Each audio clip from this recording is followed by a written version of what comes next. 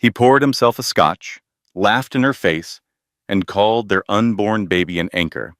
He told her she was invisible. He said she shopped at Goodwill by the pound. He handed her divorce papers and told security to never let her back in the building. She was 7 months pregnant, standing in the rain, crying on a sidewalk, while hundreds of people walked past without stopping. He thought he had just cut loose dead weight. He thought he was finally free to live the life he deserved with his gorgeous new girlfriend. He had no idea that the woman he just threw away like yesterday's newspaper owned the bank that held his mortgage. He did not know that her family's fortune was not measured in millions, not in billions, in trillions with a T. He did not know that the settlement he was so proud of, the one he called generous, would not cover the fuel bill for her private jet for a single month.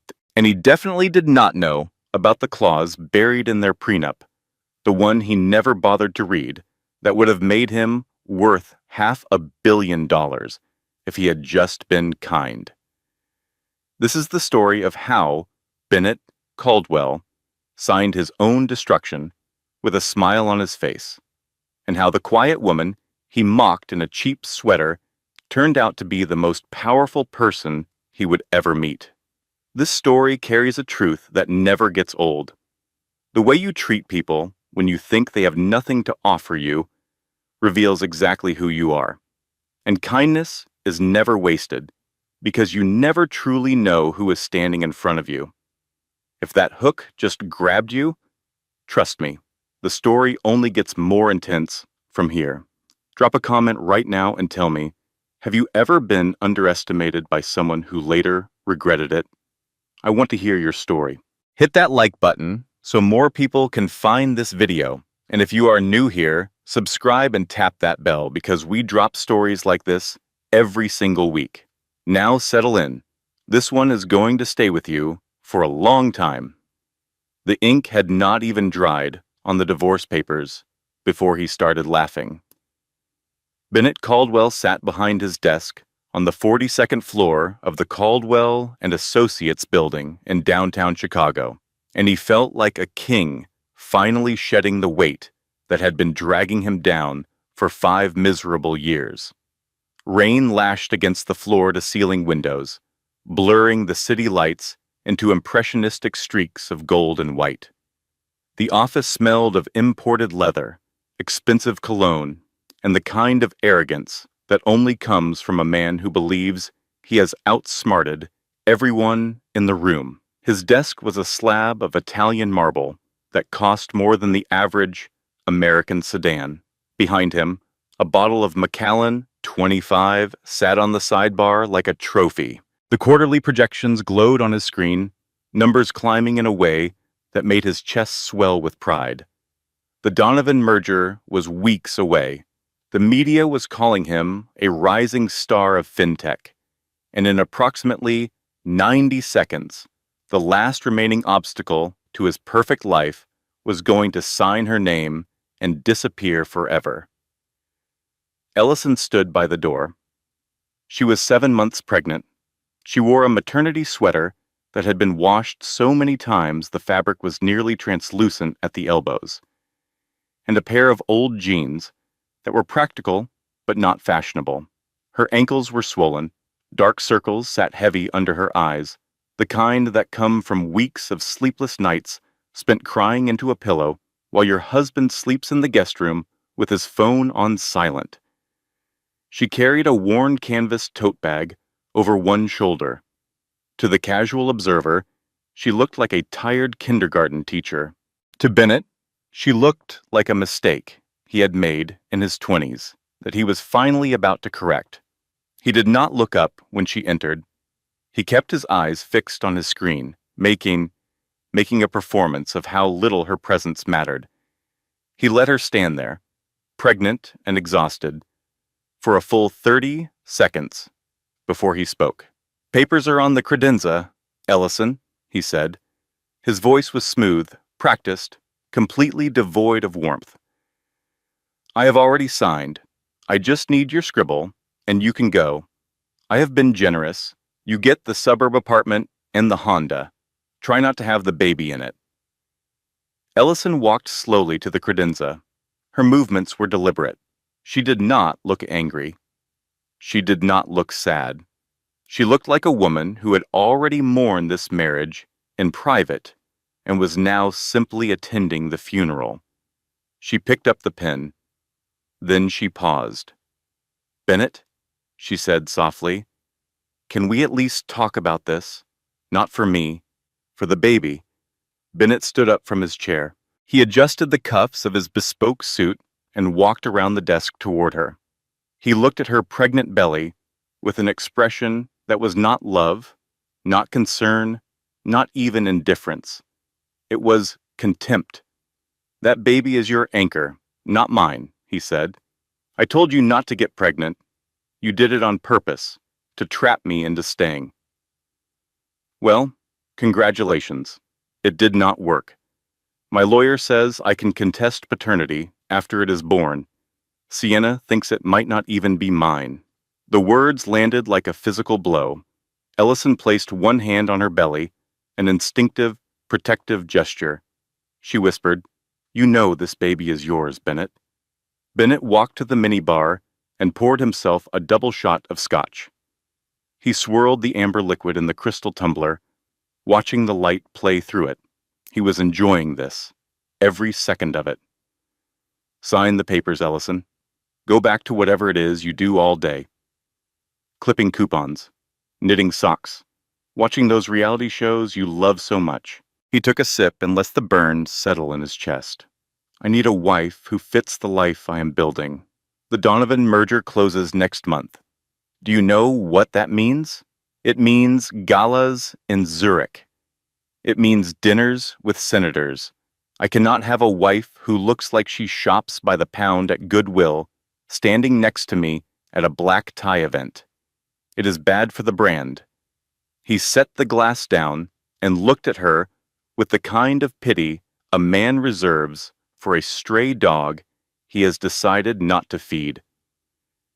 "You are invisible, Ellison. You have always been invisible." Ellison looked at him. She searched his eyes for any trace of the man she had married 5 years ago. The man who had been hungry and ambitious, yes, but who had also been kind. The man who had proposed to her in a rainstorm outside a diner in Lincoln Park because he could not afford a restaurant. The man who had cried when she told him she was proud of him the day he passed the bar. That man was gone. In his place stood a stranger wearing an expensive suit and an ugly smile. "You are right, Bennett," she whispered. "I do not fit in your world." Finally, he muttered. She uncapped the pen. For a moment she hesitated, not out of love, not out of hope, out of a final ethical pause, a last chance for the universe to intervene. It did not. She signed her name, Ellison Gray. The scratch of the pen against paper seemed to echo through the silent office like a door closing forever. She placed the pen down gently. "It is done," she said. Bennett strode over and snatched the papers. He checked the signature carefully, as if he expected her to trick him. Then he smiled, the wide, self-satisfied smile of a man who believes he has just won the game of his life. "Perfect. My lawyer will wire the settlement funds to your account within 48 hours. Try not to spend it all on diapers and cat food." He turned his back on her and returned to his window, looking out at the city he felt he owned. The rain had lightened slightly, and the skyline sparkled like a promise meant only for him. "You can leave your key on the desk on your way out. And Ellison, yes, do not come back. The security downstairs has been updated. You will not be on the list." Ellison walked to the marble desk. She placed her house key down with a soft clink. She looked at the back of his head one last time. "Goodbye, Bennett. I hope the view is worth it." She turned and walked out of the office. The heavy oak door clicked shut behind her with a sound that was quiet and final, like the last page of a book being closed. Bennett raised his glass to his reflection in the rain-streaked window. To freedom, he toasted himself. And to upgrading. He took a long, satisfied sip. He was already thinking about the penthouse he would share with Sienna, about the Donovan merger and the media interviews that would follow, about the galas and the private jets and the life he had always deserved. He had no idea, not the faintest shadow of a clue, that the settlement he was so proud of, the one he considered so generous, was less than the interest Ellison's family earned in a single hour. He did not know that the woman who had just walked out of his office, wearing a stretched sweater and carrying a canvas tote bag, was the sole heir to a dynasty worth $2.8 trillion. He did not know that she owned the bank that held his mortgage. He did not know that by signing those papers, mocking her as she left, and toasting himself in the reflection of a window he could barely afford, he had just made the most expensive mistake in the history of American finance. But he was about to find out. Ellison walked out of the Caldwell and Associates building and into the rain. She did not open an umbrella. She did not have one. She had left it in the apartment that was no longer hers, in the closet of a life that had just been erased with a signature and a smirk. She simply stepped through the revolving door and let the cold November rain hit her face, her hair, her swollen belly, all of it, as if the water could wash away 5 years of pretending to be less than she was. She stood on the curb. The busy Chicago traffic rushed past, taxis honking, buses hissing, the whole machinery of a city that did not care about one pregnant woman standing alone in a downpour.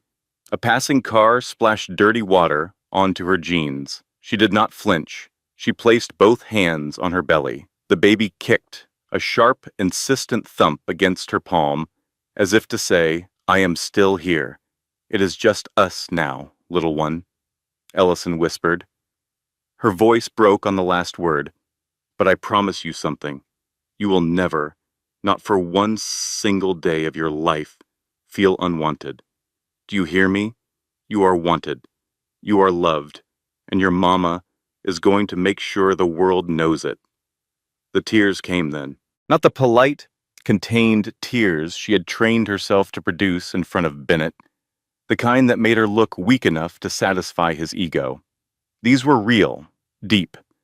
The tears of a woman who had spent 5 years hiding who she was so that a man might love her for herself, only to discover that the man had never loved her at all. He had loved the idea of having someone beneath him, someone to look down on, someone to make him feel tall. She sobbed on the sidewalk, a pregnant woman in a stretch sweater, crying in the rain on Michigan Avenue. Hundreds of people walked past. Not one of them stopped. And let us pause here for a moment. Because every single one of us has been in a place like this. Maybe not on a rain-soaked curb in Chicago, maybe not 7 months pregnant, but we have all stood in that lonely place where someone we loved made us feel like we were nothing, where we gave our best and our best was not enough, where we looked for kindness in someone's eyes and found only cold indifference. If you have ever been there, then you already know what Ellison was feeling, and you already know what comes next, because women who have been broken like that do not stay broken. They reassemble, and when they do, they come back sharper than before. Her phone rang. The cracked screen lit up with a name that made her close her eyes in relief. Maggie. Margaret Holloway. 55 years old, former college professor turned bakery owner, a woman built from Southern steel and buttercream frosting, who had exactly zero tolerance for nonsense and an infinite capacity for love. She was the only person in Chicago who knew the truth about Ellison Gray. Not the kindergarten teacher truth, the real truth. Ellison answered with a shaking hand. "Honey?" Maggie's voice came through warm and fierce. "Did he do it? Did that sorry excuse of a man actually go through with it?" Ellison could barely speak. He said the baby might not be his, Maggie. He said, I trapped him. He called our baby an anchor. The silence on the other end of the line lasted exactly 2 seconds. When Maggie spoke again, her voice had dropped to the register she reserved for moments of absolute moral clarity. Lord have mercy on his soul, because I will not. You listen to me, Ellison Gray. You are not what that man says you are. You spent 5 years wearing thrift store sweaters and driving a Honda Civic so you could find out if one man on this earth could love you without a price tag. That is not weakness, honey. That is the bravest thing I have ever seen a woman do. And it is over now. It is time to stop hiding. I am scared, Maggie, Ellison said. The rain ran down her face, mixing with her tears until she could not tell which was which. Not of being alone. I am scared of who I become if I use what I have. Then do not use it for revenge, Maggie said firmly. Use it for that little girl in your belly. She deserves a mama who stands tall. She deserves to grow up knowing that her mother did not crumble when the world tried to crush her. You hear me? I hear you. Good. Now where are you? Are you still standing in the rain like a fool? I am on the curb outside his building. Well, get off that curb. You're going to catch pneumonia, and I am going to have to come down there and drag your billion-dollar behind into a warm car myself. Despite everything, Ellison almost smiled, almost. And then the car arrived. It did not pull up the way a taxi pulls up, with squealing brakes and a honking horn. It glided to the curb like a ship docking in a harbor, silent, immense, inevitable. It was a Rolls-Royce Phantom 8, extended wheelbase, painted in a shade of midnight blue so deep it looked black. The windows were tinted to the point of opacity. In the financial district of Chicago, luxury cars were common. But a Phantom of this caliber, with diplomatic flags on the fender and an aura of old-world power that seemed to bend the light around it, was something else entirely. Pedestrians stopped on the sidewalk and stared.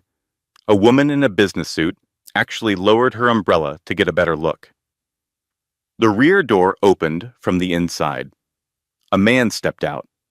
He was in his early 60s, tall, with a military posture so rigid it looked like his spine had been replaced with a steel rod.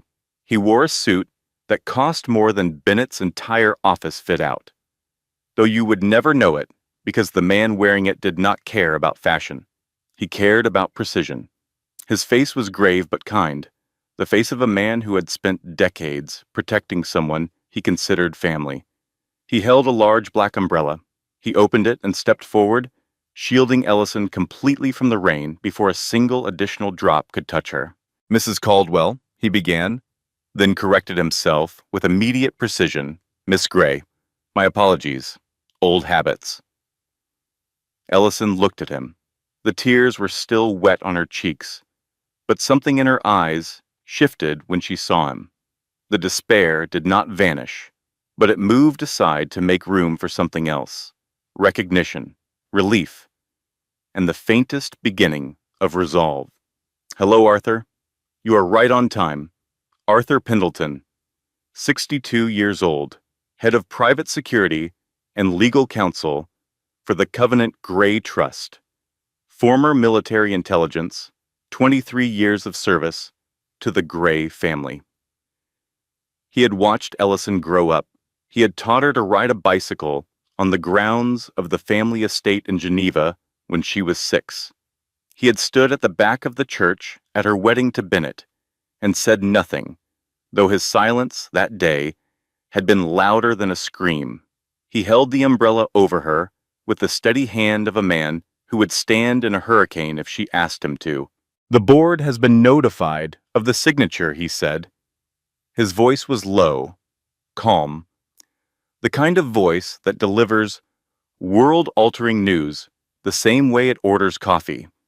The trust is fully unlocked. Your grandmother was notified 7 minutes ago. She sends her love and asked me to tell you, and I quote, "It is about damn time."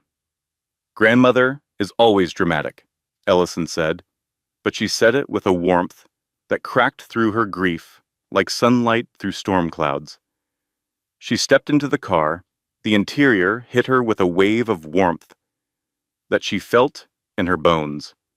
The scent of jasmine and aged wood surrounded her. The leather seats were softer than anything in the apartment she had shared with Bennett, which she supposed was ironic, given that this car cost more than the apartment building. Arthur closed her door, walked around to the front passenger seat, and settled in beside the driver with the efficiency of a man who had performed this routine 1,000 times. As the car pulled away from the curb and merged silently into traffic, Arthur turned to face her through the partition. "We have taken the liberty of retrieving your personal items from the suburban residence. They are being transported to the penthouse at the St. Regis as we speak. Is there anything else you require from your former life?"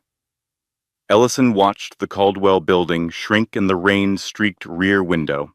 42 floors of glass and ambition, a monument to Bennett's ego. She felt nothing. No longing, no regret. Just the strange, hollow lightness of finally setting down a weight she had been carrying for half a decade. "No, Arthur. Nothing." Arthur nodded. Then his tone shifted, dropping an octave into the register he used for operational briefings. "Regarding Mr. Caldwell, we completed the financial audit you requested 6 months ago.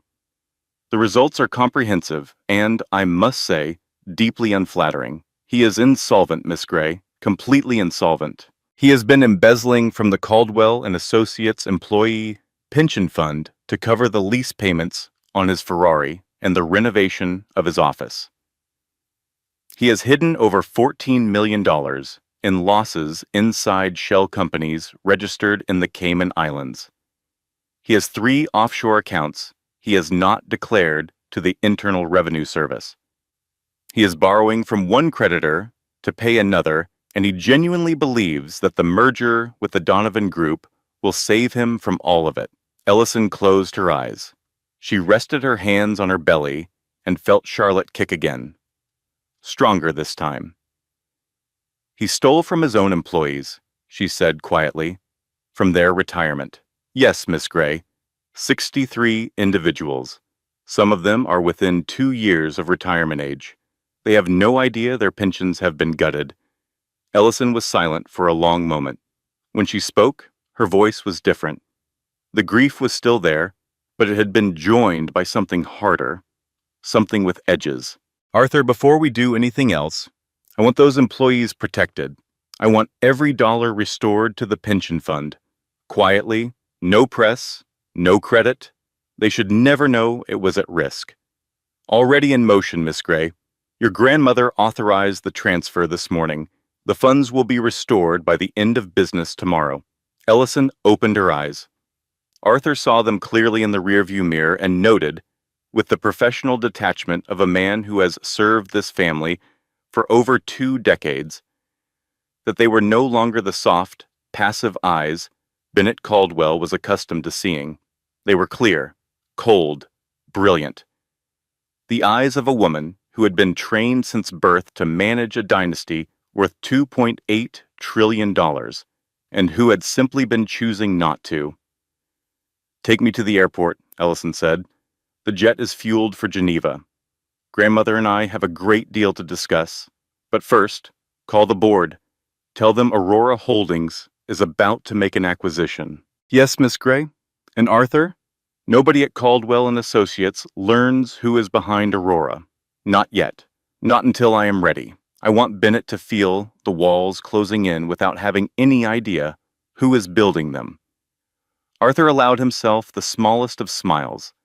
It was the smile of a chess master who has just been told to set up the board. "Understood, Miss Gray." Complete operational silence. The Rolls-Royce glided through the Chicago traffic like a shark through dark water. Behind the tinted windows, Ellison Gray pulled a phone from her tote bag. It was not the cracked smartphone she carried around Bennett.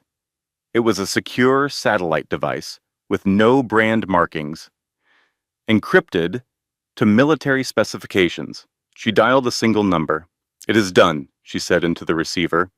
Her voice was steady now. The tears were gone. In their place was the voice of a woman who had just stopped pretending. "Initiate the acquisition of Caldwell and Associates through Aurora Holdings. Full audit, full restructuring plan, and tell the board I am coming home." She ended the call and looked out the window at the city lights blurring past. Somewhere up there, on the 42nd floor of a building she could buy with her pocket change, Bennett Caldwell was pouring himself another scotch and toasting his own reflection. He thought he had just freed himself from a burden. He had no idea he had just released a storm. 3 weeks later, Bennett Caldwell felt like a god. The divorce had been finalized with record speed, thanks to what his lawyers called the most cooperative, opposing party they had ever encountered. Ellison had not contested a single line of the settlement. She had taken the suburban apartment, the Honda Civic, and a lump sum that Bennett considered generous, but that would not have covered the fuel bill for Ellison's family jet for a single month. She had signed everything, taken everything, and vanished so completely that Bennett sometimes wondered if she had ever existed at all. Good riddance, he told himself every morning while knotting his tie in the mirror.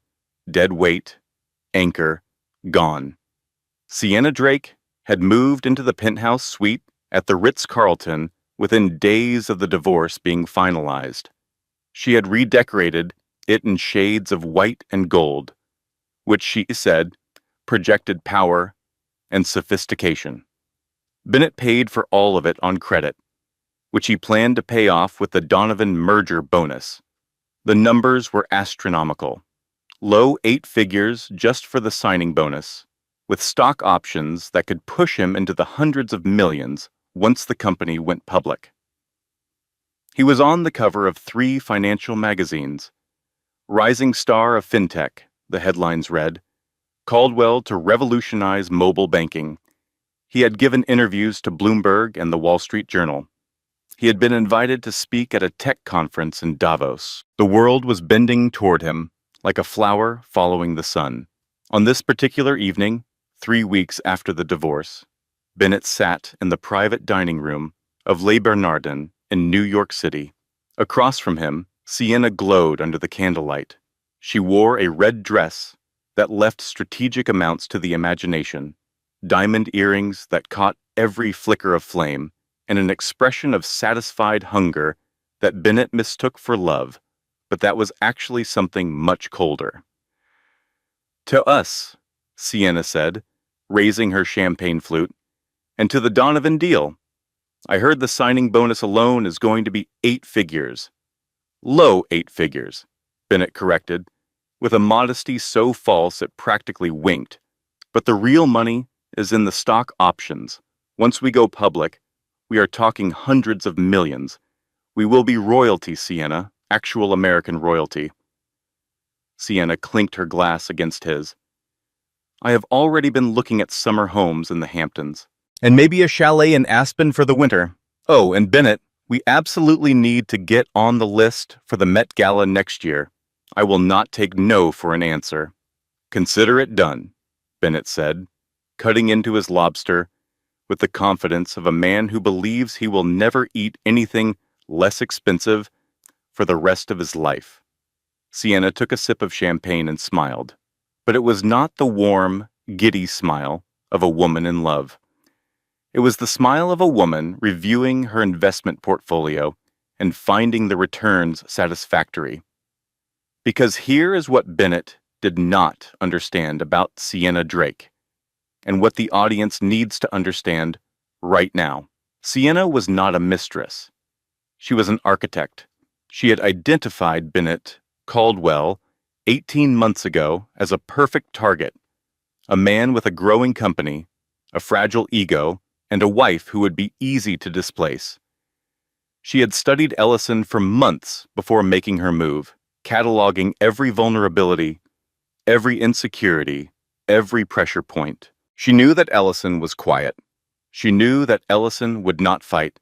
She knew that if Bennett was given the right words, at the right time, he would drive Ellison out without Sienna ever having to get her hands dirty, and she had given him every word, the anchor line, the invisible line, the goodwill line, every cruel phrase Bennett had spoken during the divorce, every cutting remark that had made Ellison flinch, had been written by Sienna Drake and rehearsed over pillow talk until Bennett delivered them as naturally as if they were his own thoughts. Now, watching him preen over his lobster, Sienna allowed herself a moment of private satisfaction. "I told you, babe," she said, dabbing the corner of her mouth with a linen napkin. "Get rid of her before the third trimester." After the baby comes, courts get sympathetic. Pregnant women get everything. Judges love a crying mother. We needed her gone fast, broken and in tears, so she would not have the energy to fight the settlement.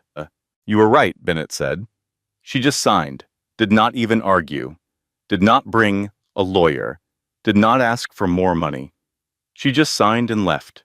Easiest divorce in the history of matrimonial law. Sienna shrugged, but her eyes were sharp. Of course she did not argue. "I gave you the script, Bennett. I studied that woman for months. I knew exactly where to cut. Women like her, the quiet ones, the ones who hide behind kindness and cardigan sweaters. They do not fight. They fold. You just have to hit the right nerve." Bennett raised his glass. "Well, here's to your script." It worked perfectly. They clinked again. The champagne was a vintage that cost $400 a bottle. Bennett put it on the company card. "Oh," Bennett said, spearing an asparagus tip. "I almost forgot to mention. I am meeting with a new investor group tomorrow morning. Aurora Holdings. They appeared out of nowhere, based in Zurich and Singapore, very exclusive, very private. They want to inject capital into the post-merger entity. My broker says they have been watching my career for 5 years. They think I am a visionary." Aurora Holdings. Sienna frowned slightly. "I have not heard of them. That is because they do not advertise, babe. This is private equity at the highest level. They do not come to you unless you are exceptional. They found me, not the other way around." Sienna filed the name away in her mind, but said nothing more.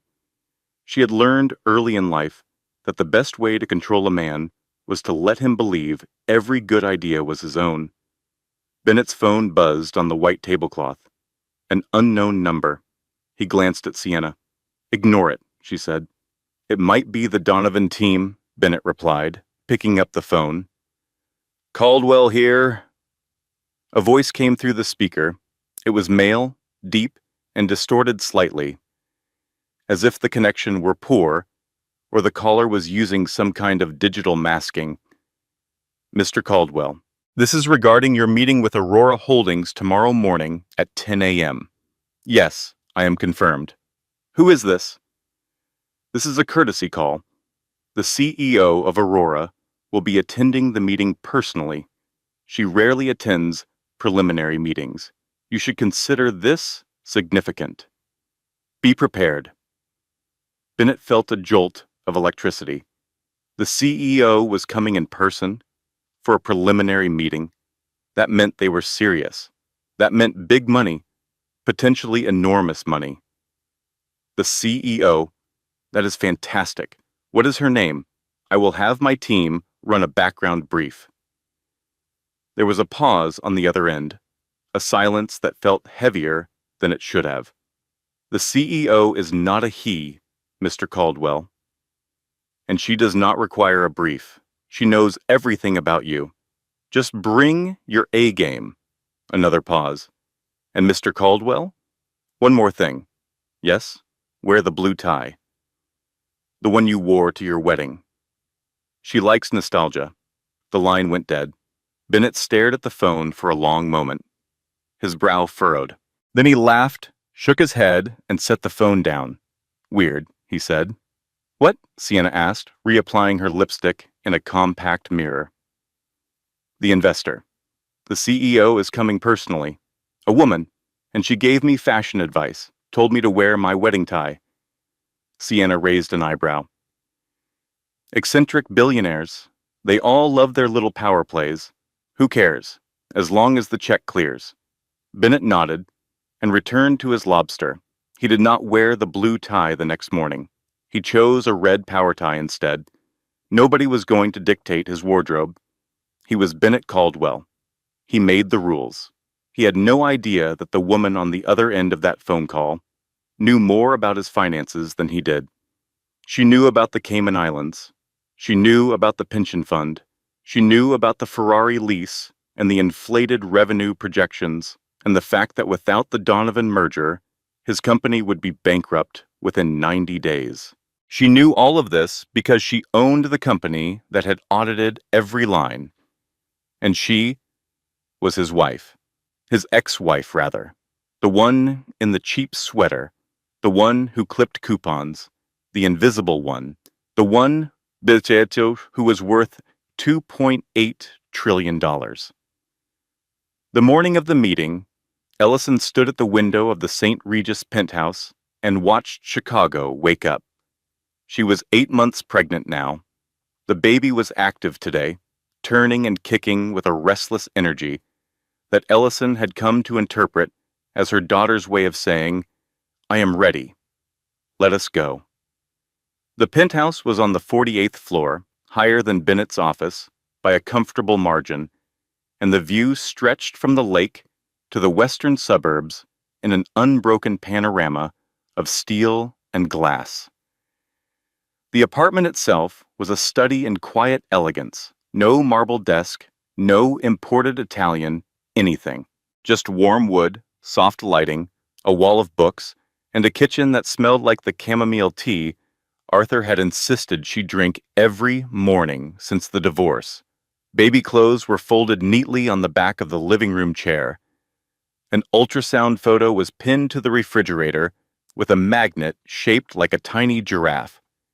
It was the apartment of a woman who had more money than most nations, but who measured her wealth in different currencies.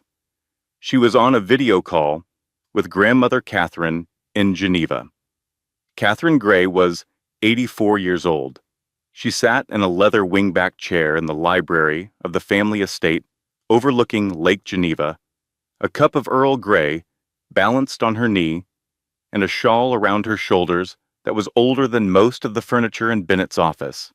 Her white hair was swept back in a style that had not changed in 40 years, and her eyes, behind gold-rimmed spectacles, were the color of a winter lake and twice as sharp. She had built the Gray Empire, not inherited it, built it. Her late husband, Ellison's grandfather, had started with a single fishing boat during the Great Depression. Catherine had turned that boat into a fleet, the fleet into a shipping line, the shipping line into a global enterprise that now controlled significant interests in maritime transport, rare earth mining, and, ironically, the very banking software infrastructure that Bennett's little company was trying to imitate. She was worth $2.8 trillion. She wore a $30 shawl. She did not see the contradiction. The board is ready, Catherine said. Her voice was clear and commanding despite her age. Arthur's team has completed the audit. The question is, Ellison, what do you want? Revenge or justice? I need you to be very clear with me, because they are not the same thing. Ellison sat down slowly in the chair across from the screen. She rested her hands on her belly. He stole from his own employees, grandmother, their retirement fund, 63 people who showed up every day and worked hard and trusted him. Some of them are 2 years from retirement. They have no idea that the money they were counting on does not exist anymore. That is not about me. That is about them.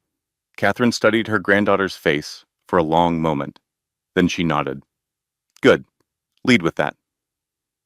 When you lead with justice, The personal satisfaction takes care of itself. Your grandfather always said that. After the call ended, Ellison sat alone in the quiet apartment. The city hummed, 48 floors below. The baby kicked. She placed both hands on her stomach and spoke to her daughter the way she had been speaking to her for months, quietly, honestly, as if the child could already understand. Your daddy does not want us, Charlotte. That is what I am going to call you, Charlotte Catherine Gray, after the strongest woman I know. And I am going to make sure you never need anyone's approval to know what you are worth. Not a man's approval, not the world's approval, not even mine. You are going to know it in your bones, baby girl, because your mama learned the hard way what happens when you let someone else decide your value. She felt Charlotte kick again, 3 times in rapid succession, like a heartbeat. Ellison wiped her eyes and picked up her phone. She called Maggie. Maggie, I am scared again. Of what, honey? Maggie's voice was warm and immediate. The way it always was, as if she had been sitting by the phone waiting for exactly this call. That I will enjoy it. Maggie laughed. It was a full, rich Southern laugh that could have melted butter at 40 paces. Honey, if you enjoy it a little bit, that is just the Lord's sense of humor. Now go get him. 2 hours later, Bennett Caldwell walked into the conference room of the Four Seasons Hotel in New York City. The room was impressive. Floor-to-ceiling windows overlooking Central Park, a mahogany table that could seat 20 fresh flowers on the sideboard, and the kind of hushed, carpeted silence that whispers, "Important things happen here." Bennett wore his red power tie. He had ignored the mysterious caller's suggestion about the blue one. Nobody dictated his wardrobe. He was Bennett Caldwell. He set the trends. The room was empty except for a single man standing by the window with his hands clasped behind his back. Arthur Pendleton turned to face him. He was not wearing the dark suit he had worn at the curb outside the Caldwell building 3 weeks ago. Today he wore a charcoal, 3-piece suit with a pocket watch chain and cufflinks that were older than Bennett's entire career. He looked like he had stepped out of a portrait hanging in a gentleman's club that Bennett would never be invited to join. Bennett did not recognize him. He had never seen Arthur before. The day Ellison left the building, Bennett had been 42 floors up, toasting his reflection. He had not looked down at the curb. "Mr. Caldwell," Arthur said, "please have a seat." "I am here to see the CEO of Aurora Holdings," Bennett said, checking his watch with performative impatience. "I am a busy man. The CEO sends her regrets. Her jet from Monaco encountered headwinds. I am the authorized liaison. My name is Arthur." Bennett sat down with a huff. "Fine. Let us talk numbers. I am looking for a $50 million injection for a 10% equity stake. Non-negotiable." Arthur smiled. It was the kind of smile that a shark might give a seal, just before the water turns red. "We are prepared to offer 100 million, Arthur said. Bennett's eyes went wide. 100 million? For what percentage? 51%. Bennett laughed. It was a genuine laugh. The laugh of a man who thinks he has just heard a joke. "You are joking. I am not selling my company. This is a partnership, not a takeover." "It is not a takeover, Mr. Caldwell." Arthur reached beneath the table and produced a thick file. He slid it across the polished mahogany with a single smooth motion. "It is a rescue." Bennett opened the file. The smile on his face died so quickly, it was as if someone had reached into his skull and switched off the light behind his eyes. Inside the file were photocopies of his private financial ledgers, the ones he kept in a locked drawer in his home office, the ones that showed the real numbers, not the ones he presented to the Donovan Group or the board, the hidden debts, the creative accounting, the shell companies in the Cayman Islands. the embezzled pension fund, the offshore accounts he had never declared to the IRS. Everything, every lie, every theft, every fraud, documented with the kind of forensic precision that suggested whoever had compiled this file had access to resources that Bennett could not even imagine. "Where did you get these?" Bennett hissed. His face had gone the color of old milk. "Aurora Holdings is very thorough," Arthur said calmly. "We know you are insolvent, Bennett. Completely and irreversibly insolvent. If the Donovan Group sees this file, the merger is dead. If the SEC sees this file, you will be investigated for fraud, embezzlement, and tax evasion. If the FBI sees this file, you will go to prison. The question is not whether your world ends, Mr. Caldwell. The question is whether it ends with a whimper or a bang." Bennett felt sweat trickling down his spine. "Who are you people?" "We are the only thing standing between you and a federal indictment," Arthur said. He folded his hands on the table with the patience of a man who has all the time in the world and knows it. "The terms are straightforward. Aurora Holdings acquires 51% of Caldwell and Associates. We inject $100 million in new capital. We clean up the books, pay down the debts, restore the pension fund, and make the Donovan merger viable. You stay on as the public face of the company. You keep your title, you keep your office, but you answer to the CEO of Aurora Holdings, and every major decision requires her approval." Bennett stared at the file. His mind was racing, spinning through options like a rat in a maze, looking for any exit that did not lead to a dead end. "Who is the CEO?" he demanded. "I want to meet her. I am not signing anything until I know who I am dealing with." Arthur gathered the documents and returned them to the file with deliberate care. "The CEO will reveal herself when she is ready, Mr. Caldwell, not when you demand it. That is not how this works. For now, you have 48 hours to sign the restructuring agreement. If you do not, this file goes to the FBI by courier at 9 a.m. on Thursday." He stood and walked to the door. Then he paused and turned back. "One more thing. The CEO asked me to pass along a message. She said, 'True wealth does not shout, it whispers.' She said you would not understand what that means. She hopes that one day you will." Arthur left the room. The door closed behind him with a soft click. Bennett sat alone at the mahogany table, staring at the space where the file had been. The walls of his kingdom were crumbling, and he could not even see who was swinging the hammer. He signed the restructuring agreement the next morning at 7:15 a.m.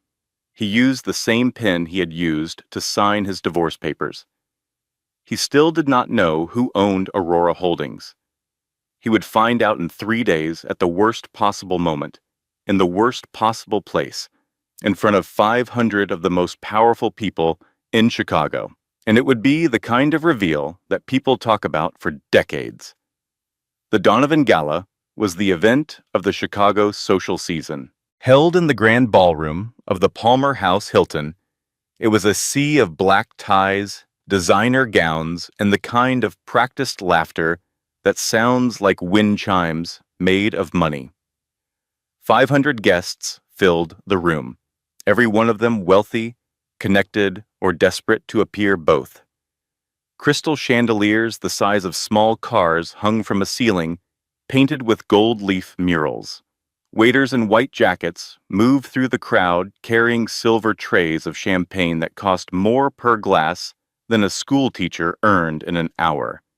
The air was thick with expensive perfume, political gossip, and the faint electrical hum of ambition. Bennett Caldwell stood near the ice sculpture, which had been carved into the shape of the Donovan Group logo, a $12,000 centerpiece that would be a puddle by midnight. He held a glass of tonic water with lime. He had wanted scotch. He had wanted scotch very badly. But Arthur had called him exactly 1 hour before the event and informed him in a tone that allowed no negotiation, that the new management preferred a sober CEO at all public functions. Bennett had opened his mouth to argue and then remembered the file. He drank his tonic water in silence. Beside him, Sienna Drake was vibrating with anticipation. She wore a neon canary yellow gown with a plunging neckline that drew every eye in the room, though not necessarily for the reason she hoped. The dress was tight, bright, and aggressively expensive, the kind of outfit that announced its wearer's presence from 300 feet away and dared anyone to look elsewhere. Her diamond earrings, which Bennett had purchased on credit, caught every available photon of chandelier light and redistributed it across her collarbones like scattered fire. She was scanning the room with the intensity of a general surveying a battlefield. Photographers, senators, magazine editors. She had a mental checklist, and she was working through it. "This is our night, Bennett," she whispered, squeezing his arm. "The merger announcement. Everyone who matters is here. Stop looking so nervous. You look like you are waiting for an execution." Bennett forced a smile. He adjusted his tie, read again, and straightened his shoulders. "Did you ever find out who the Aurora CEO is? The woman I signed with?" Sienna shook her head. "No, nobody has. She is a ghost. No social media, no press appearances, no photographs. My contacts in Zurich say the name Gray comes up in connection with the parent trust, but it could be anyone. There are a dozen Grays in global finance." Bennett frowned. "Gray," he repeated.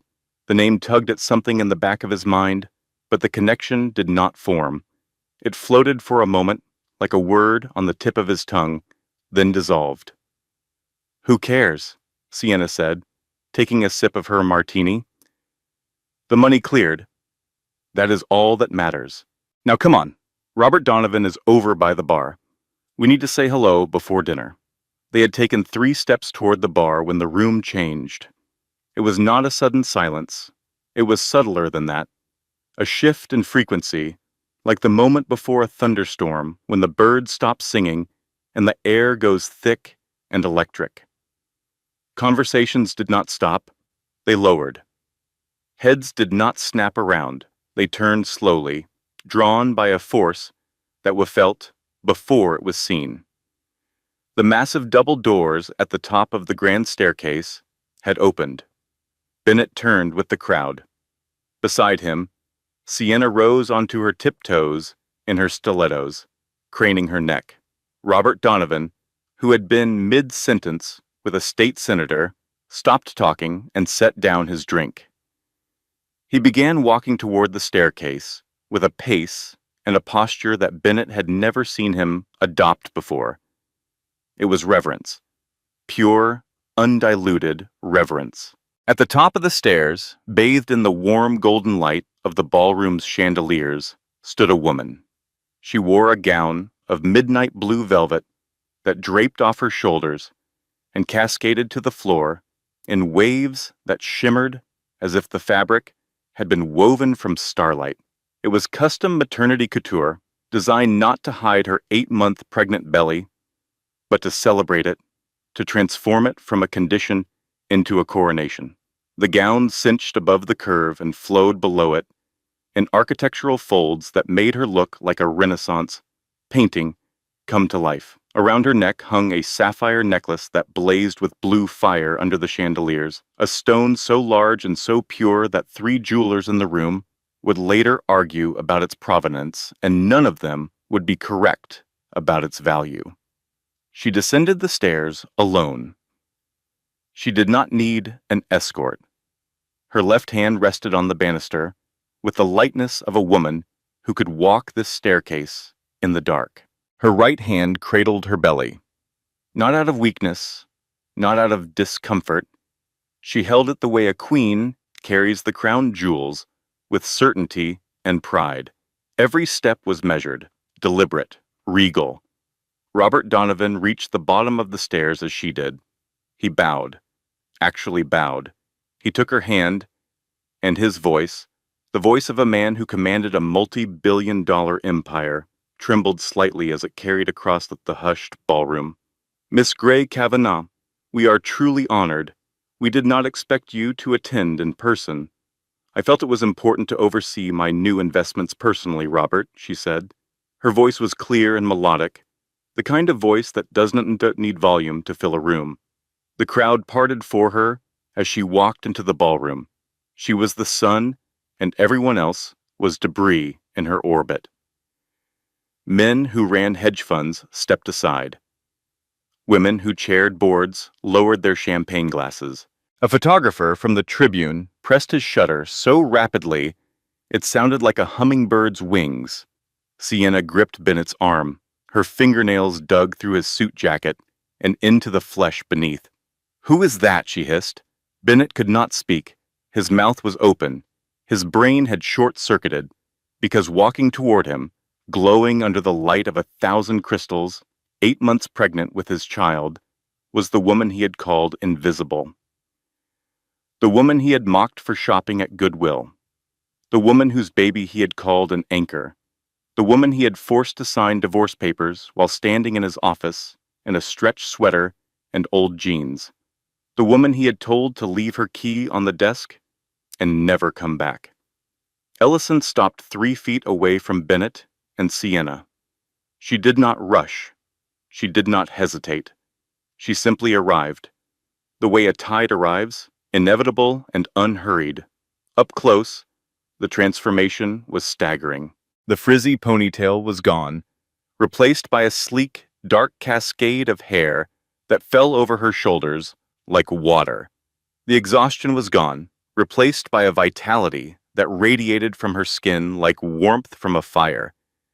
The stretched sweater was gone, replaced by midnight blue velvet and a sapphire that would have made an empress jealous. But it was her eyes that Bennett could not look away from. They were the same eyes, the same brown, the same shape. But the woman behind them was entirely different. The softness was still there, buried deep, but on the surface was something Bennett had never seen in 5 years of marriage. Authority. Power. The quiet, absolute certainty of a woman who knows exactly who she is and is no longer willing to pretend otherwise. "Hello, Bennett," Ellison said. Bennett made a sound that was half word, half gasp. "Ellison? What are you doing here?" "You look surprised," she said. "You should not be. You signed the Aurora Holdings restructuring agreement 3 days ago. You just never thought to ask who you were signing it with." The blood drained from Bennett's face so completely that he looked like a man watching his own ghost walk toward him. His mouth opened and closed twice before a sound came out. Sienna's grip on his arm had turned to a death clutch. Her face had gone the color of the white tablecloths. "She is Aurora Holdings," she said, her voice rising. "Your ex-wife? The one in the sweatpants?" Ellison turned her gaze to Sienna. The look was not angry. It was surgical. She scanned Sienna from the neon yellow dress to the spray tan, to the diamond earrings purchased on credit, to the white-knuckled grip on the martini glass. She took it all in with the calm, clinical attention of a doctor examining an X-ray, and she diagnosed the entire situation in 3 seconds. "And you must be Sienna," Ellison said. She let the word hang in the air for a beat. The upgrade. The word landed like a slap in a library. Several nearby guests turned their heads. "I have read your personnel file," Ellison continued. "Impressive marketing numbers, actually. Unfortunately, your position has been made redundant in the restructuring. Human Resources sent the termination email at 5 o'clock this afternoon. Did you not check your phone?" Sienna's composure cracked. "You cannot do that. Bennett, tell her she cannot do that." Bennett stared at the floor. His jaw was clenched so tightly, a vein pulsed at his temple. He said nothing. "He cannot tell me anything, Sienna." Ellison said calmly. "He works for me." She took one step closer to Sienna, close enough that only the three of them could hear what came next. She placed one hand on her belly, where Charlotte was kicking, and she spoke in a voice that was quiet enough to be intimate and sharp enough to draw blood. "And I want you to know something, Sienna. The words he used to break me during the divorce. Anchor. Invisible. Goodwill. Those were not his words.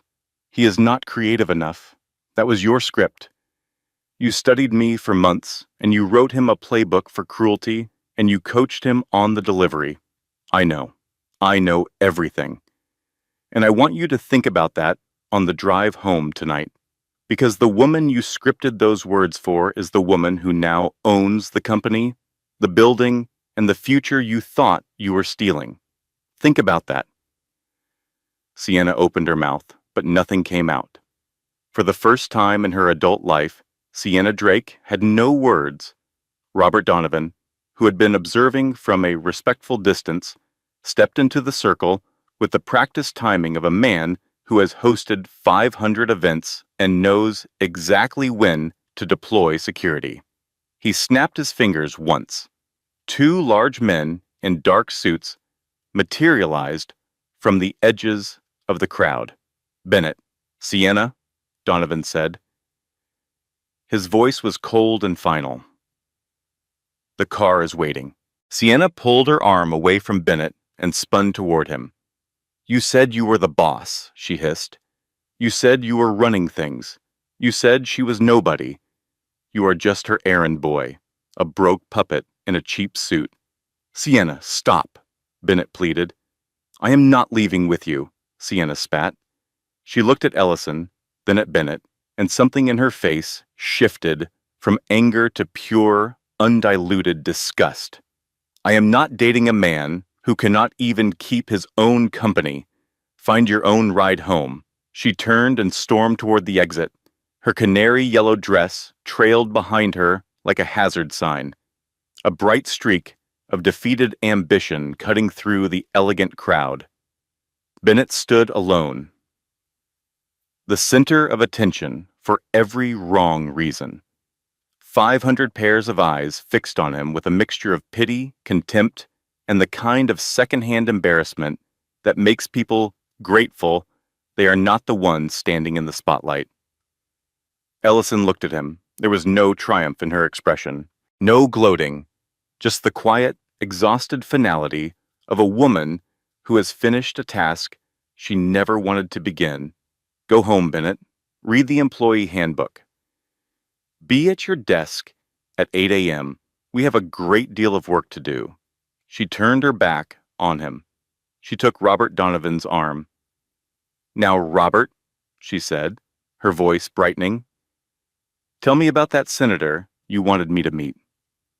As Bennett walked the long, lonely path to the exit, his shoes clicking against the marble floor, in a rhythm that sounded like a countdown, the applause started behind him. It was not for him. It was for the woman he had discarded.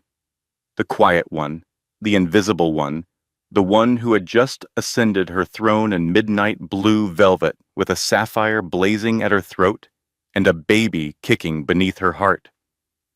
And every person in that room who watched her walk into the light understood the same thing at the same moment. True wealth does not shout, it whispers. And they had just heard it speak. Late that night, in the back of the Rolls-Royce Phantom heading north on Lakeshore Drive, Ellison Gray laughed for the first time in months. She had Maggie on speakerphone. Arthur sat in the front passenger seat, his face illuminated by the passing streetlights, his expression a careful mask of professional neutrality that could not quite hide the satisfaction beneath. "Maggie, you should have seen his face," Ellison said. She was leaning back in the leather seat, her shoes off, her feet tucked beneath her, one hand resting on her belly, where Charlotte was doing what felt like somersaults. And Sienna's dress. "Maggie, it was the color of a traffic warning sign. I am not exaggerating. You could have seen that dress from a satellite. Through the phone, Maggie's laughter was so loud and so full that Arthur visibly winced. Lord have mercy, I wish I had been there with a bucket of popcorn and a lawn chair, Maggie said. Please tell me somebody took a picture. Please tell me that yellow dress and that sorry expression are documented for posterity. Arthur, Ellison said, turning toward the front seat. Did anyone photograph the moment? Arthur cleared his throat. I believe approximately 47 photographs were taken during the relevant 60-second window, Miss Gray, several of which have already appeared on social media under hashtags that I will not repeat in polite company. Ellison laughed again. It was a real laugh. Not the polite, measured laugh she had trained herself to produce during 5 years of dinner parties with Bennett's colleagues. This was the laugh of a woman who had been holding her breath for half a decade and had finally exhaled. How do you feel, honey? Maggie asked. Ellison was quiet for a moment. She looked out the window at the dark expanse of Lake Michigan, the water invisible in the night, known only by the absence of city lights. I feel free, she said, and she pressed her hand against her belly and felt Charlotte kick. I think the worst is over, Maggie. I really think it is. In the front seat, Arthur allowed himself a small nod, but his eyes in the rearview mirror told a different story. They were watchful, vigilant. Arthur Pendleton had spent 23 years in the security business and 2 decades before that in military intelligence. He had learned a single lesson in all those years, and he had learned it so deeply that it was part of his bone marrow. A cornered animal is the most dangerous kind of animal there is, and Bennett Caldwell had just been backed into the smallest corner of his life. Arthur said nothing. He watched the road. 2 hours later, Ellison was back at the St. Regis penthouse. She had changed out of the midnight blue gown and into a soft cotton robe that she had owned since graduate school. A garment that Grandmother Catherine would have thrown into the fireplace if she had seen it. She sat at her desk with a cup of chamomile tea, the city glittering below, and opened a video call to Geneva. Catherine's face appeared on the screen. She was in her library. As always, a book open on her lap, her reading glasses perched on the bridge of her nose. When she saw Ellison's face, she smiled. It was a rare thing, Catherine's smile. It transformed her entire face, softening decades of authority into something that looked almost girlish. Your grandfather would have loved tonight, Catherine said. He always said the best revenge is living so well that your enemies choke on their own envy. Ellison laughed. She leaned back in her chair and closed her eyes. Grandmother, I wish you could have seen it.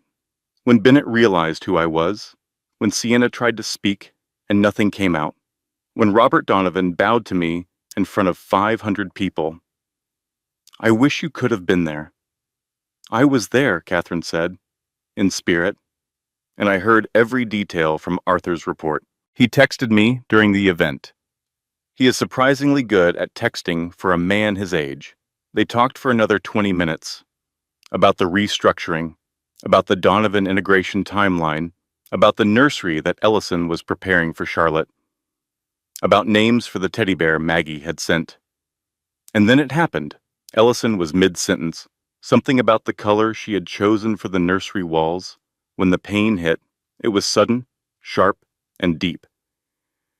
Not in her belly, but lower, a white-hot lance of agony that made her gasp and grip the edge of the desk so hard her knuckles went white. Grandmother, she choked. Ellison? Catherine leaned forward, her smile gone, replaced by an expression of immediate, razor-sharp concern. Ellison, what is wrong? Ellison looked down. Blood, a small but unmistakable stain spreading on the cotton of her robe, dark against the white fabric, impossible to deny. Oh God, she whispered. Oh God, no. Not now. Not tonight. Arthur was through the door in 4 seconds. He had been stationed in the adjacent room, as he always was when Ellison was in residence, and the sound of her gasp had triggered an instinct honed by decades of crisis response. He took one look at her face, one look at the blood, and he was already on the phone. Northwestern Memorial, maternity emergency. We are 7 minutes out. Have a team standing by. The next 45 minutes were a blur of sirens, sterile corridors, fluorescent lights, and the relentless beeping of machines. Ellison was rushed to the maternity ward at Northwestern Memorial Hospital, where a team of 3 doctors and 2 nurses surrounded her with the kind of controlled urgency that is more frightening than panic, because it means the professionals are genuinely scared. Pre-eclampsia. The doctors used the word calmly, but Ellison could see the concern in their eyes. Her blood pressure was dangerously elevated. The sustained stress of the past weeks, the divorce, the restructuring, the gala, the emotional weight of confronting Bennett had taken a toll that her body could no longer absorb. The baby was at risk. Ellison lay on the hospital bed, alone under the buzzing fluorescent lights, her hand on her belly, monitors beeping on both sides of her like a mechanical heartbeat. She was terrified in a way she had never been terrified before. Not of losing money, not of losing the company, not of Bennett or Sienna or any of the human threats that populated her waking hours. She was terrified of losing Charlotte, of losing the one thing in the world that money could not buy and power could not protect. Please, she whispered to no one and everyone. Take everything I have, every dollar, every company, every building, and every stock, and every trust. Take all of it. Just save my baby. Please, just save her. Maggie arrived 20 minutes later. She burst through the hospital room door, still wearing her flour-dusted apron from the bakery, because when the phone had rung and Arthur's voice had said the words hospital and emergency, Maggie had not even paused to take the apron off. She had run to her car, driven 11 miles over the speed limit, and talked her way past 3 nurses by sheer force of Southern determination. She took Ellison's hand and held it with both of hers. You listen to me, she said. Her voice was steady, but her eyes were wet. This little girl is a gray. She held on through 5 years of that man's cruelty. She held on through tonight. She held on through everything this world has thrown at you. She is not going anywhere, Ellison. Do you hear me? She is not going anywhere. The doctors stabilized Ellison over the next 2 hours. The blood pressure came down. The bleeding stopped. Charlotte's heartbeat, monitored through a device strapped to Ellison's belly, remained strong and steady. A rapid, insistent drumbeat that said, I am here. I am not leaving. But the verdict was severe. Strict bed rest, the lead doctor said, a woman named Dr. Patterson who had kind eyes and a voice that brooked no argument. No travel, no stress, no leaving this hospital room for at least 2 weeks, possibly longer. Your body has been under extreme sustained stress, and it has reached its limit, Miss Gray. If we push further, we risk a premature delivery with serious complications. You need to rest. That is not a suggestion. It is a medical order. Ellison stared at the ceiling. The triumph of the gala, which had felt so total and so final just hours ago, evaporated like morning fog. I cannot run a restructuring from a hospital bed, Maggie, she said. The board meetings, the SIEC filings, the Donovan integration. Everything is happening in the next 2 weeks, and I am lying here connected to machines. Maggie squeezed her hand. Arthur can handle the business, honey. That man has been running things behind the scenes since before you were born. Your job right now is not to be a CEO. Your job right now is to grow that baby. Everything else can wait. Ellison closed her eyes. A single tear rolled down her cheek and fell onto the hospital pillow. She had won the battle tonight. She had stood at the top of those stairs and shown the world who she was. She had watched Bennett's face collapse. She had watched Sienna's bravado shatter like cheap glass. And now, 2 hours later, she was flat on her back in a hospital bed, unable to move, unable to fight, unable to do anything except lie still and pray that her body would hold together long enough for her daughter to arrive safely. The first false victory was over, and the real war was about to begin. 3 days passed in the hospital room. On the morning of the third day, Maggie arrived with a brown paper bag from the bakery, homemade chicken soup in a thermos, and a small stuffed bear with a ribbon around its neck. "I could not find a bear wearing a tiny business suit," Maggie said, setting the bag on the bedside table. "But I figure Charlotte can accessorize when she is older." Ellison smiled. It was a small smile, tired around the edges, but genuine. She was propped up in the hospital bed with pillows, her hair pulled back in a loose braid, the heart monitor beeping steadily beside her. She looked fragile in a way that would have been unimaginable to the 500 people who had watched her descend the staircase at the Palmer house 3 nights ago.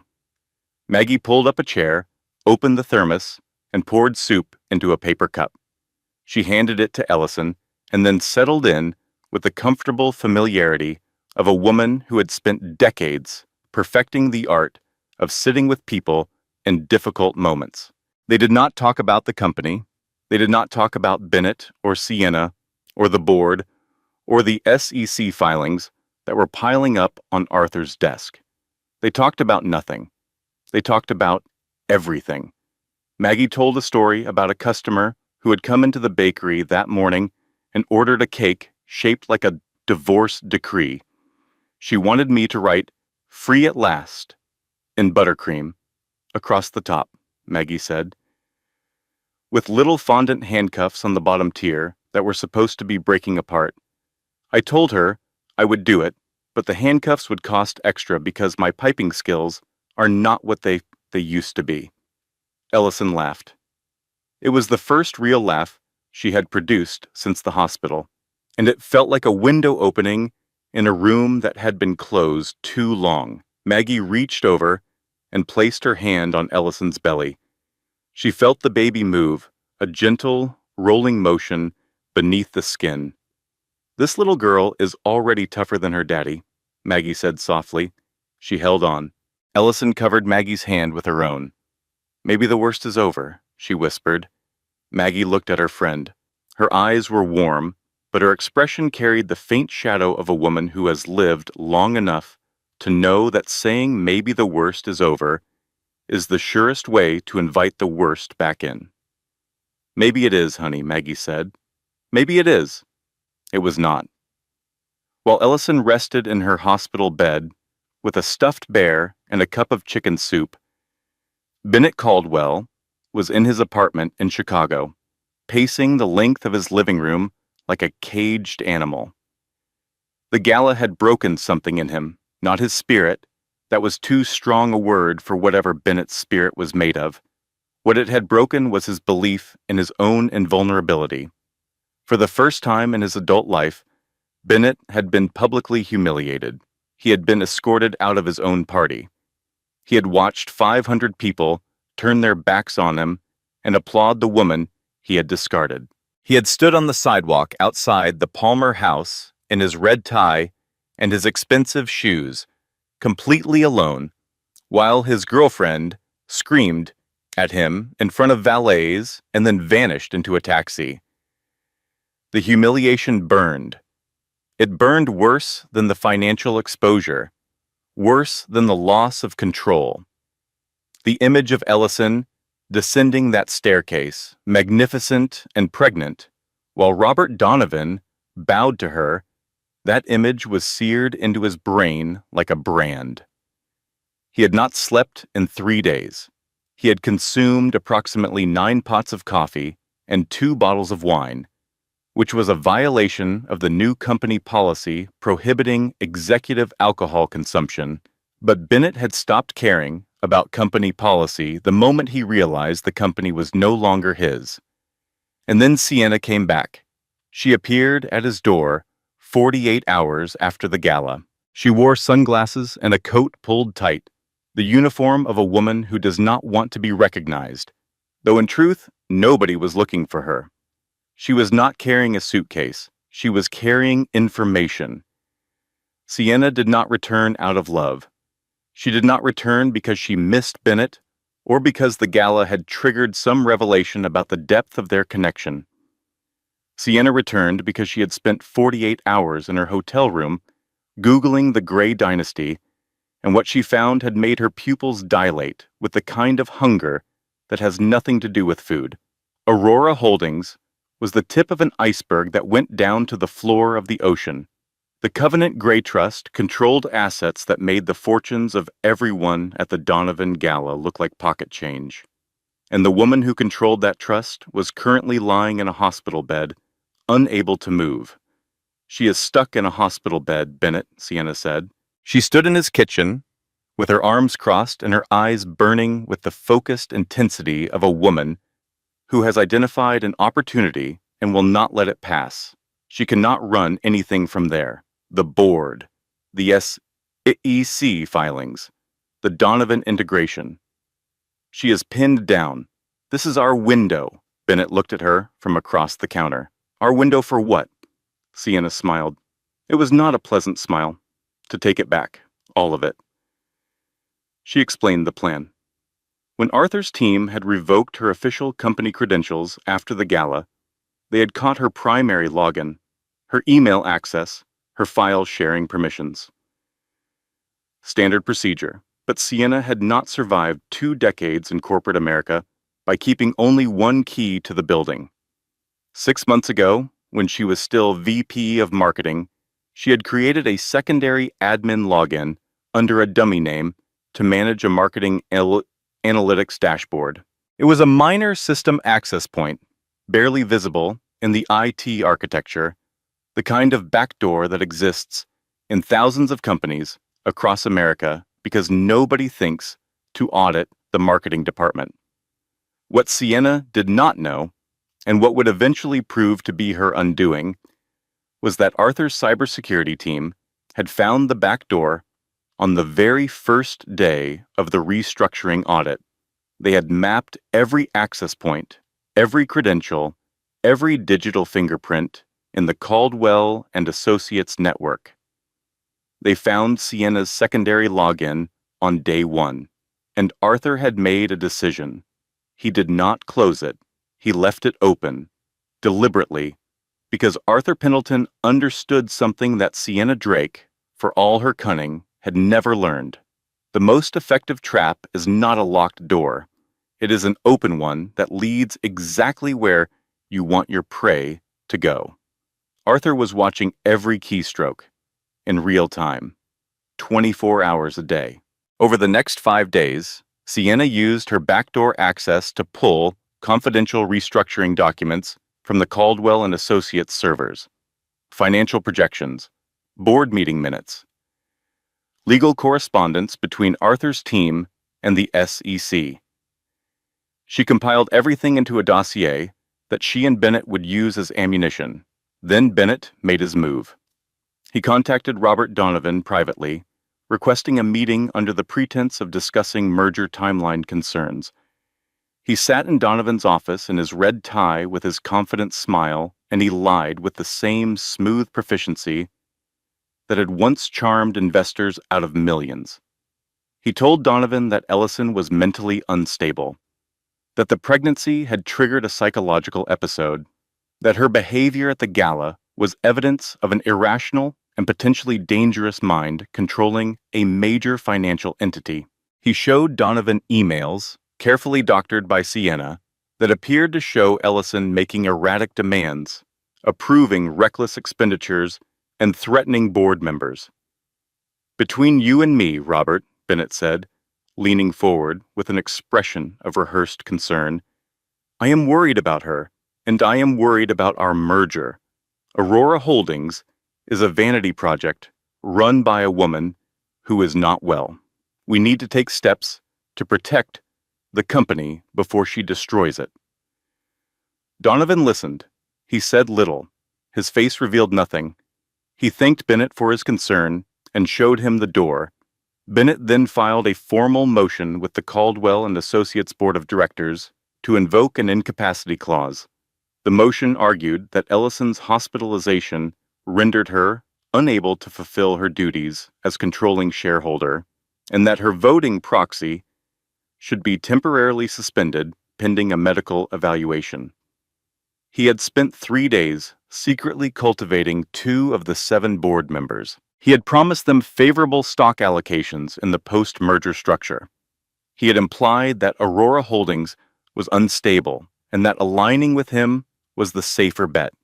The vote was held by emergency teleconference on a Tuesday afternoon while Ellison lay in her hospital bed with Maggie reading to her from a novel about a woman who moves to the English countryside and opens a bookshop.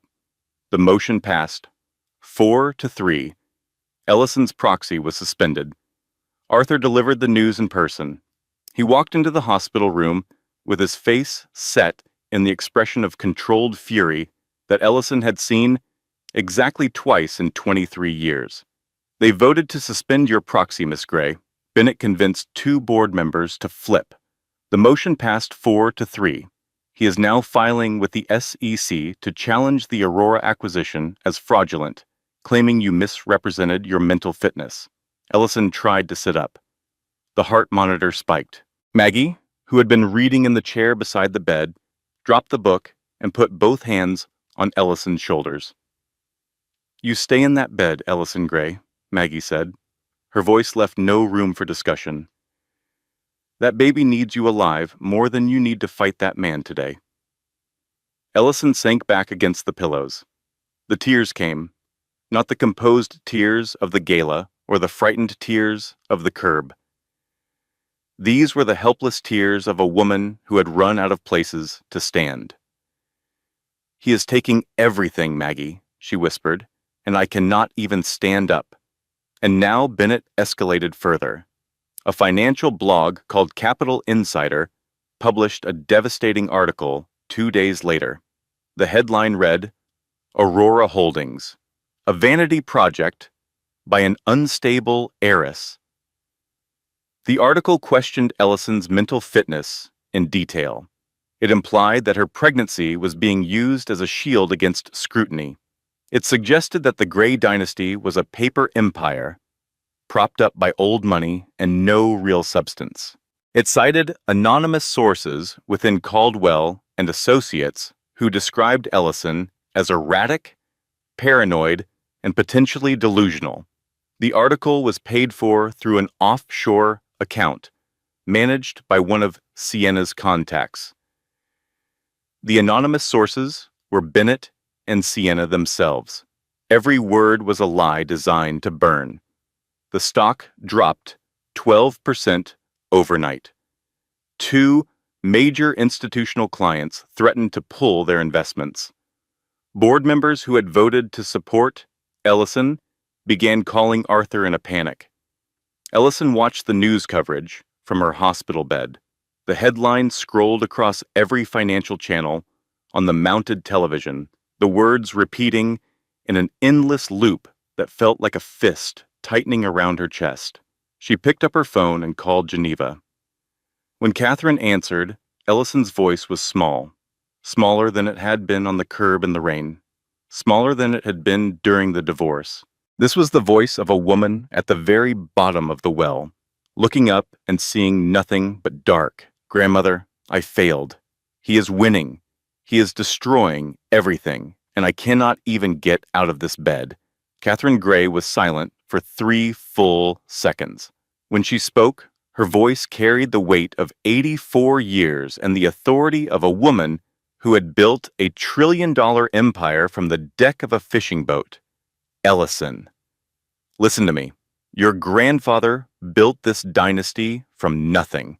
A single boat and a dream during the worst economic catastrophe in American history. He was told he was finished 100 times. By bankers, by competitors, by the weather. Do you know what he always said? What? He said the storm is not your enemy, Ellison. Your enemy is the voice inside you, that says the storm will never end. Catherine leaned closer to the camera. Her eyes, behind her gold-rimmed glasses, were blazing. That baby you are carrying is a gray, and grays do not break. We bend. We bleed. We get knocked flat on our backs in hospital beds, but we do not break. Now stop crying. Call Arthur. And fight from that bed like the general you were born to be. Ellison hung up the phone and stared at the ceiling for exactly 90 seconds. Then she pressed the call button and asked the nurse for a second pillow, a phone charger, and permission to use her laptop. The nurse, who had been instructed by Dr. Patterson that Miss Gray was to have minimal stress, looked uncertain. The stress of lying here, doing nothing while someone destroys my company, is worse than the stress of fighting back, Ellison said. I promise you I will not leave this bed, but I need my computer. The nurse brought the computer. Maggie, who had been watching this exchange from the chair by the window, set down her novel and stood up. What do you need, honey? I need you to go to the gift shop downstairs and buy every phone charger they have. I need you to call Arthur and tell him to get up here with a secure laptop and a pot of real coffee, not this hospital decaf. And Maggie? Yes? Thank you for being here, for all of it. Maggie squeezed her hand. Honey, I have been waiting 5 years to watch you do this. I am not going to miss it now. I will be back in 10 minutes with chargers and coffee. You start planning. Within the hour, Ellison's hospital room had been transformed into a command center. Arthur had arrived with 2 secure laptops, a mobile hotspot, 3 encrypted satellite phones, and a leather briefcase containing the complete Caldwell and Associates financial dossier. He set everything up on the rolling hospital tray table with the methodical precision of a man assembling a field headquarters. Maggie had returned with 6 phone chargers, a pot of coffee she had somehow convinced the hospital cafeteria to brew at double strength, and a bag of chocolate chip cookies from her own bakery that she had stashed in her car for exactly this kind of emergency. The heart monitor beeped steadily beside the bed. The lights of Chicago glittered beyond the hospital window, and Ellison Gray, 8 months pregnant, in a hospital gown and a robe, with an IV line in her left arm and a laptop balanced on her belly, went to war. Her first call was to Robert Donovan. She did not beg. She did not explain. She did not appeal to his sympathy, or their shared history, or the fact that his family and hers had been business allies for 30 years. She simply sent him one document through a secure email link and asked him to open it. The document was the full, unredacted financial audit of Caldwell and Associates. But it was not just the audit of Bennett's fraud, the pension embezzlement, the shell companies, the offshore accounts. That was old news. Donovan had seen those numbers already. What was new was the forensic analysis of the emails Bennett had shown Donovan 3 days ago. The ones that supposedly proved Ellison was erratic and unstable. Arthur's team had deconstructed the emails line by line. The timestamps were wrong.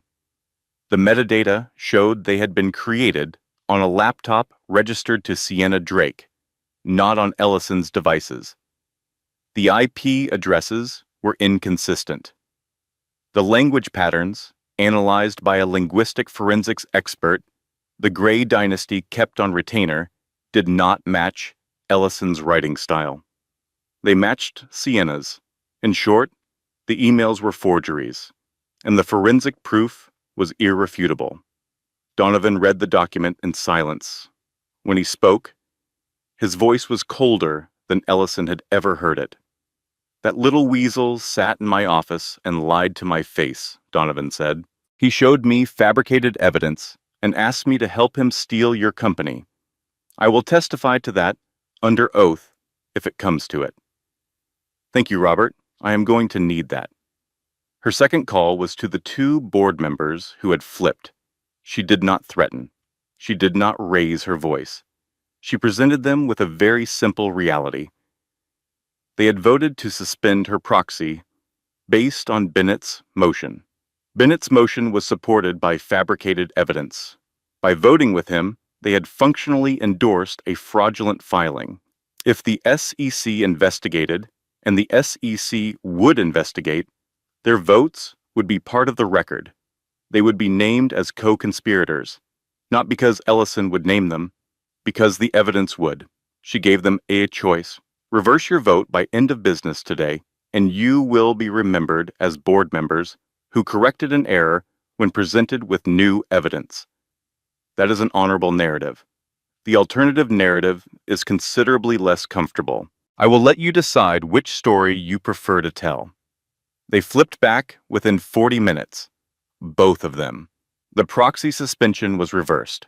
Ellison's voting authority was restored. Her third move was strategic rather than defensive. She instructed Arthur to leak the real restructuring financials, the accurate ones, to 3 carefully selected Wall Street analysts. Not the entire dossier, just enough. The fact that Aurora Holdings had injected $200 million in new capital. The fact that the employee pension fund, which Bennett had gutted, had been quietly and fully restored. The fact that the Sentinel algorithm, the crown jewel of the Caldwell technology portfolio, was performing 18% above projections in beta testing. The analysts published their assessments. Within hours, the stock began to recover. By the following morning, it had regained 9 of the 12% it had lost. Maggie brought soup. She set the thermos on the tray table next to the laptop and the encrypted phone and the stack of legal documents. You just ran a corporate war from a hospital bed in a nightgown, Maggie said. She was grinning. Your grandmother would be proud. Heck, I am proud. And I barely know what half those words mean. Ellison smiled. She closed the laptop. She leaned back against the pillows and placed both hands on her belly. Charlotte was kicking, 3 quick thumps in a row, the rhythm that Ellison had come to think of as her daughter's applause. We did it, baby girl, Ellison whispered. We are safe. She closed her eyes. The monitors beeped. The coffee grew cold on the tray. For the first time in days, she slept. She did not know that while she slept, Bennett and Sienna were in Bennett's apartment on the other side of the city, planning the most destructive act of their partnership. She did not know that Sienna was pacing the living room like a predator, her mind working through angles and vulnerabilities with the focused cruelty of a woman who has decided to burn a house down because she cannot own it. She did not know that the second false victory was about to be shattered by a bomb, not a physical bomb, something worse, a digital one. Hidden inside the one piece of technology that made Caldwell and Associates worth anything at all, and rigged to detonate in a way that would send Ellison to prison and take Charlotte away from her arms. Bennett was pacing. The board had flipped back. Donovan was not returning his calls. The stock was recovering. Every move he had made in the past week had been countered, neutralized, and turned against him. He was running out of moves, and he knew it. Sienna sat on his couch, with her legs crossed and a glass of wine in her hand. She had been quiet for 20 minutes, which was unusual for Sienna. When Sienna went quiet, it meant she was thinking. And when Sienna was thinking, the world should be afraid.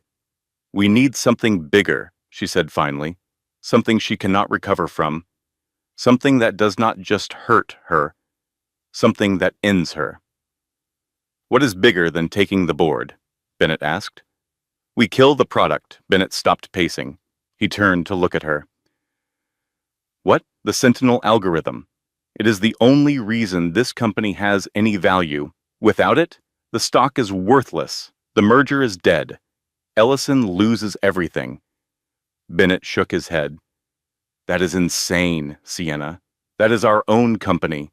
If the algorithm crashes, I lose everything too. Sienna set down her wineglass. She looked at him with an expression that contained no warmth, no affection, no pretense of partnership, just pure surgical calculation. "It is not our company, Bennett. It is her company. She made that very clear at the gala. You are a figurehead, a puppet, remember? That is what I called you on the sidewalk, and I was right. So the question is not whether we destroy the company. The question is whether we destroy it on our terms or let her bury us on hers." She walked to his laptop. She opened it. "I still have system access," she said. "My secondary admin login. Arthur's team never found it." She was wrong about that last part, but she would not learn that for several more weeks.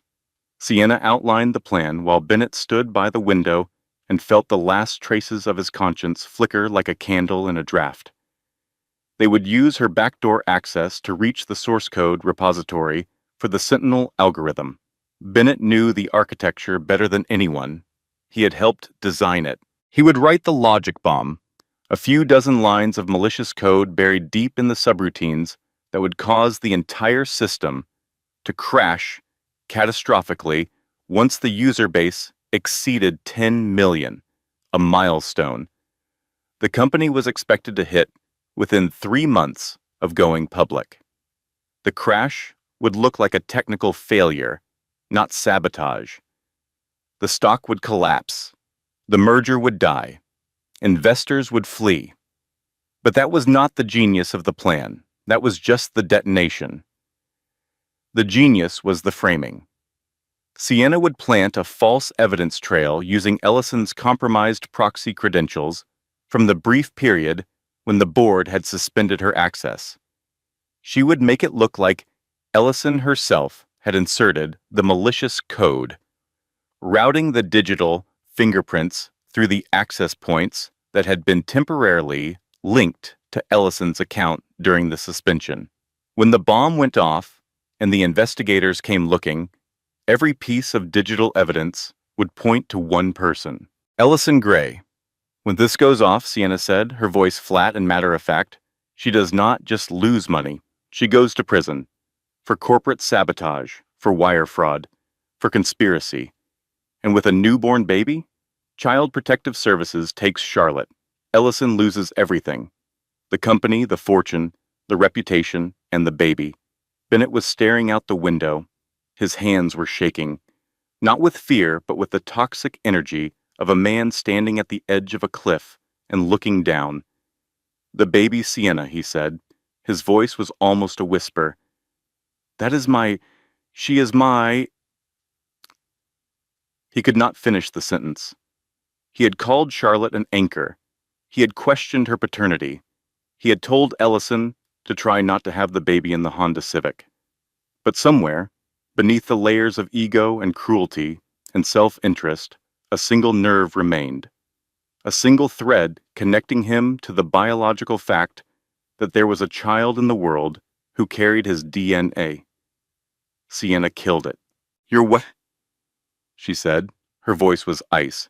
"Your anchor? That is what you called her, remember? Are you going soft on me now, Bennett? Because if you are, I can walk out that door and you can wait for her to bury you. Your choice." Bennett closed his eyes. He took a breath.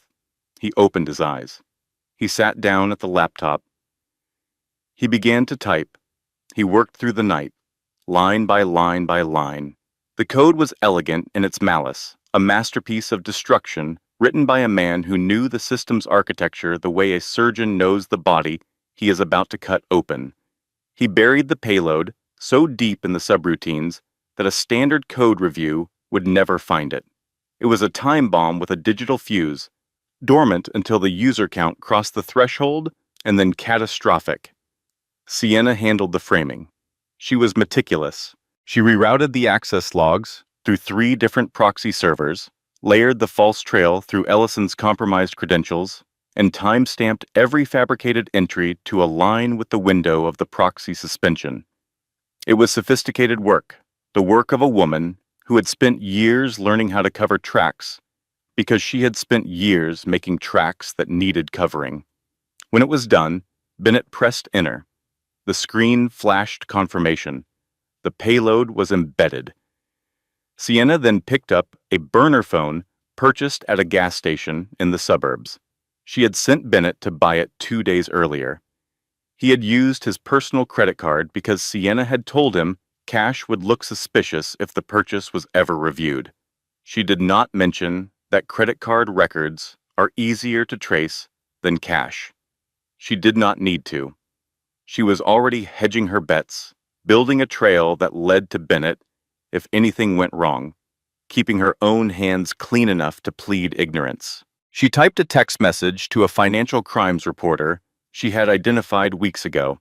The message read, "The Grey Dynasty heiress is sabotaging her own company for an insurance payout.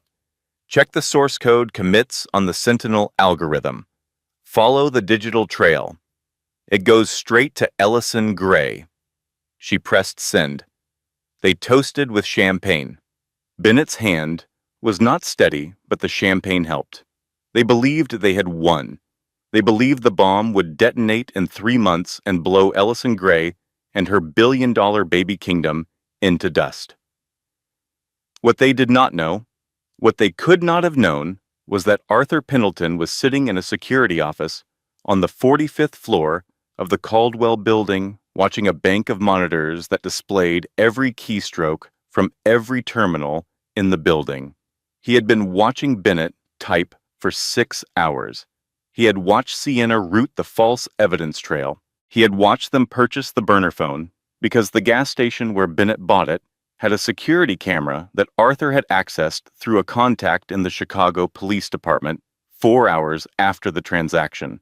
Every line of code, every fabricated timestamp, every digital fingerprint, logged, authenticated, and stored on a secure server in Geneva. Arthur picked up his phone and dialed Ellison's hospital room. It was 3 in the morning. "Miss Gray," he said when she answered, "I apologize for the hour, but we have a situation and a decision to make." "What happened?" "They took the bait. Both of them. Everything is on record." Arthur paused. "I left the door open, Miss Gray, and they walked through it, exactly as I expected. We have everything we need to end this permanently. But the FBI will need to be involved, and we will need to move quickly. There is a reporter with a tip that could complicate things if it publishes before we act." Ellison was silent for a long moment. In the background, the heart monitor beeped. Outside the hospital window, the first gray light of dawn was touching the Chicago skyline. "How long do we have?" 48 hours before the article goes to print." "Then we have 48 hours, Ellison said. "Call the FBI, Arthur, and call grandmother. Tell her the Grays are going to war one last time." Charlotte. Catherine Gray was born on a Tuesday. She arrived at 36 weeks, 2 weeks early, her entrance into the world triggered by the same stress that had defined the weeks before it. But she came screaming, which the doctor said was a very good sign, and she weighed 6 pounds and 2 ounces, which the doctor said was strong for her gestational age, and she had a full head of dark hair, which Maggie said was clearly from Ellison's side of the family, because Bennett did not have enough character to produce good hair. Ellison held her daughter for the first time in the quiet hours of a Tuesday morning. The hospital room dim, the monitors softly beeping, the city of Chicago glittering beyond the window like a promise. Charlotte's face was red and squished and perfect. Her hands were impossibly small, her fingers curled into fists the size of walnuts. She had Bennett's eyes, though Ellison would not realize this for several weeks, and she had Ellison's mouth, which Maggie noticed immediately. "Hello, Charlotte," Ellison whispered.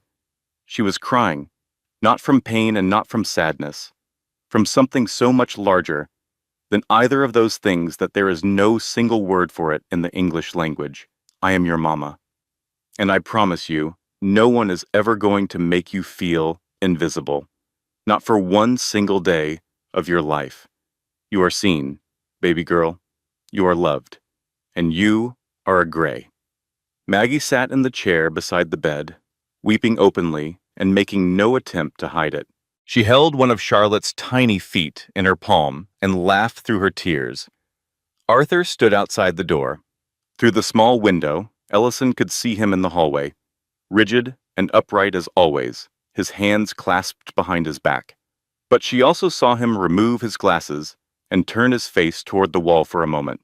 When he turned back, his eyes were red. He replaced his glasses, straightened his tie, and resumed his post.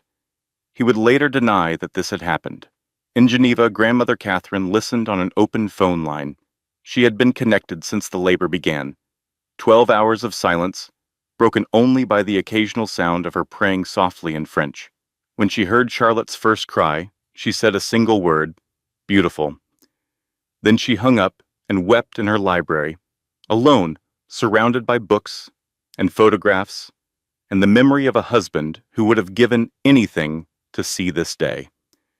For 3 days, the world was small and warm and safe. Ellison held Charlotte. Maggie brought food. Arthur stood guard. The sun rose and set and rose again, and the outside world, with its stock prices and SEC filings and ticking digital bombs, felt very far away. On the third day, it came crashing back. Arthur entered the St. Regis penthouse at 9 in the morning. Ellison was in the nursery, feeding Charlotte in a rocking chair by the window. She wore a soft robe and no makeup. She looked exhausted and radiant at the same time, the way all new mothers look, as if their bodies have been hollowed out and refilled with something stronger. Arthur's face told her everything before he opened his mouth. She had known him for 23 years. She could read him the way a sailor reads the sky. "How bad?" she asked. Arthur closed the nursery door. He sat in the chair across from her and spoke in the quiet, precise voice he reserved for situations that were serious enough to require absolute clarity. He told her about the logic bomb. He told her about the false evidence trail. He told her about the anonymous tip to the reporter and the 48-hour timeline. "If the article publishes before we act," he said, "you will be implicated in a federal crime. The evidence Sienna planted is sophisticated. It will take weeks to unravel in court. During those weeks, you could be arrested. Charlotte could be placed in protective custody. The dynasty's reputation would sustain damage that might take years to repair." Ellison held Charlotte closer. The baby was asleep, her breath warm and damp against Ellison's collarbone. She felt her daughter's heartbeat through her skin, rapid and steady, impossibly fragile, and impossibly strong at the same time. "How do we prove it was them?" "We already have everything, Miss Gray. Every line of code Bennett wrote was captured by our keystroke logging system, time-stamped and authenticated with his terminal ID. The false evidence trail was constructed on Sienna's laptop using her secondary admin credentials, the ones I deliberately left active. We have the burner phone purchase on Bennett's credit card and the gas station security footage showing his face. We have the metadata analysis proving the fabricated evidence was manufactured on Sienna's device. The case is airtight. You knew they would do this." Arthur was quiet for a moment. "I knew Bennett's ego would not permit him to accept defeat," he said, "and I knew Sienna was the more dangerous of the two. She is the strategist. He is the instrument. I left the door open and I waited for them to walk through it. I apologize for the anxiety this has caused you. But we needed the crime to be committed and fully documented in order for the charges to be permanent. A plan is not a crime. An executed act of sabotage is." Ellison looked at Charlotte. She thought about what Sienna had said. Child Protective Services takes the baby. She thought about waking up in a prison cell and not knowing where her daughter was. She thought about Charlotte growing up without a mother. "Call the FBI," she said. Her voice did not waver. Call them right now, and Arthur, call grandmother. Tell her this is the last battle. We are going to finish this today. It took Arthur less than 3 hours to deliver the complete evidence package to the FBI Cyber Crimes Division at the Federal Building in downtown Chicago. He arrived with 2 flash drives, a bound legal summary, and a forensic report prepared by the Gray Dynasty's private security firm that was so comprehensive and so meticulously documented that the lead FBI agent, a woman named Sandra Chen, who had investigated corporate fraud cases for 18 years, later told her colleagues it was the most thorough private evidence submission she had ever seen. Arthur did not gloat. He did not editorialize. He presented the evidence, answered their questions, and left his contact information. Then he returned to the St. Regis to execute the final phase. The trap was elegant in its simplicity. Bennett received a phone call from Arthur at 2 in the afternoon. Arthur's voice was professional and urgent. There was an emergency board meeting at the Four Seasons Hotel. The Donovan merger timeline had accelerated, and there were technical questions about the Sentinel algorithm that only Bennett could answer. His expertise was critical. The meeting was at 4 p.m. sharp. Bennett's ego could not resist. The idea that he was still essential, still needed, still the irreplaceable technical genius at the heart of the machine was more intoxicating than any scotch. He put on his red tie, checked his hair in the mirror, and drove to the Four Seasons. Sienna received a separate call, a meeting with Aurora Holdings' new chief marketing officer to discuss a possible reinstatement. The meeting was at the Four Seasons as well, but on a different floor. Sienna's ambition could not resist. She arrived 20 minutes early. At 4 p.m., Bennett walked into the conference room on the 32nd floor of the Four Seasons Hotel. It was the same room where he had first met Arthur, the same mahogany table, the same view of Central Park. Arthur was there, standing by the window. Robert Donovan sat at the table, his face set in an expression of controlled fury. The company's chief technology officer sat at a laptop connected to the large screen on the wall. 2 men in navy blue windbreakers stood near the door. They wore badges on lanyards around their necks. Bennett's eyes went to the badges first, then to the windbreakers, then to the letters printed on them, FBI. The color left his face. "What is this?" Bennett asked. His voice cracked on the second word. "Please sit," Arthur said. Bennett sat. He had no choice.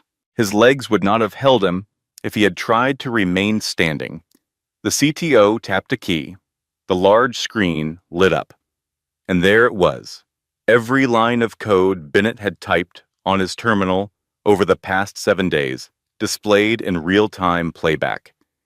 His employee ID in the corner, his terminal number, the timestamps, line by line by line. The logic bomb he had written materialized on the screen like a confession written in fire. The room was silent except for the clicking of the keyboard replay and the soft hum of the building's ventilation system. Then the CTO switched to a second file, security camera footage from a gas station in suburban Chicago. The image was grainy but unmistakable.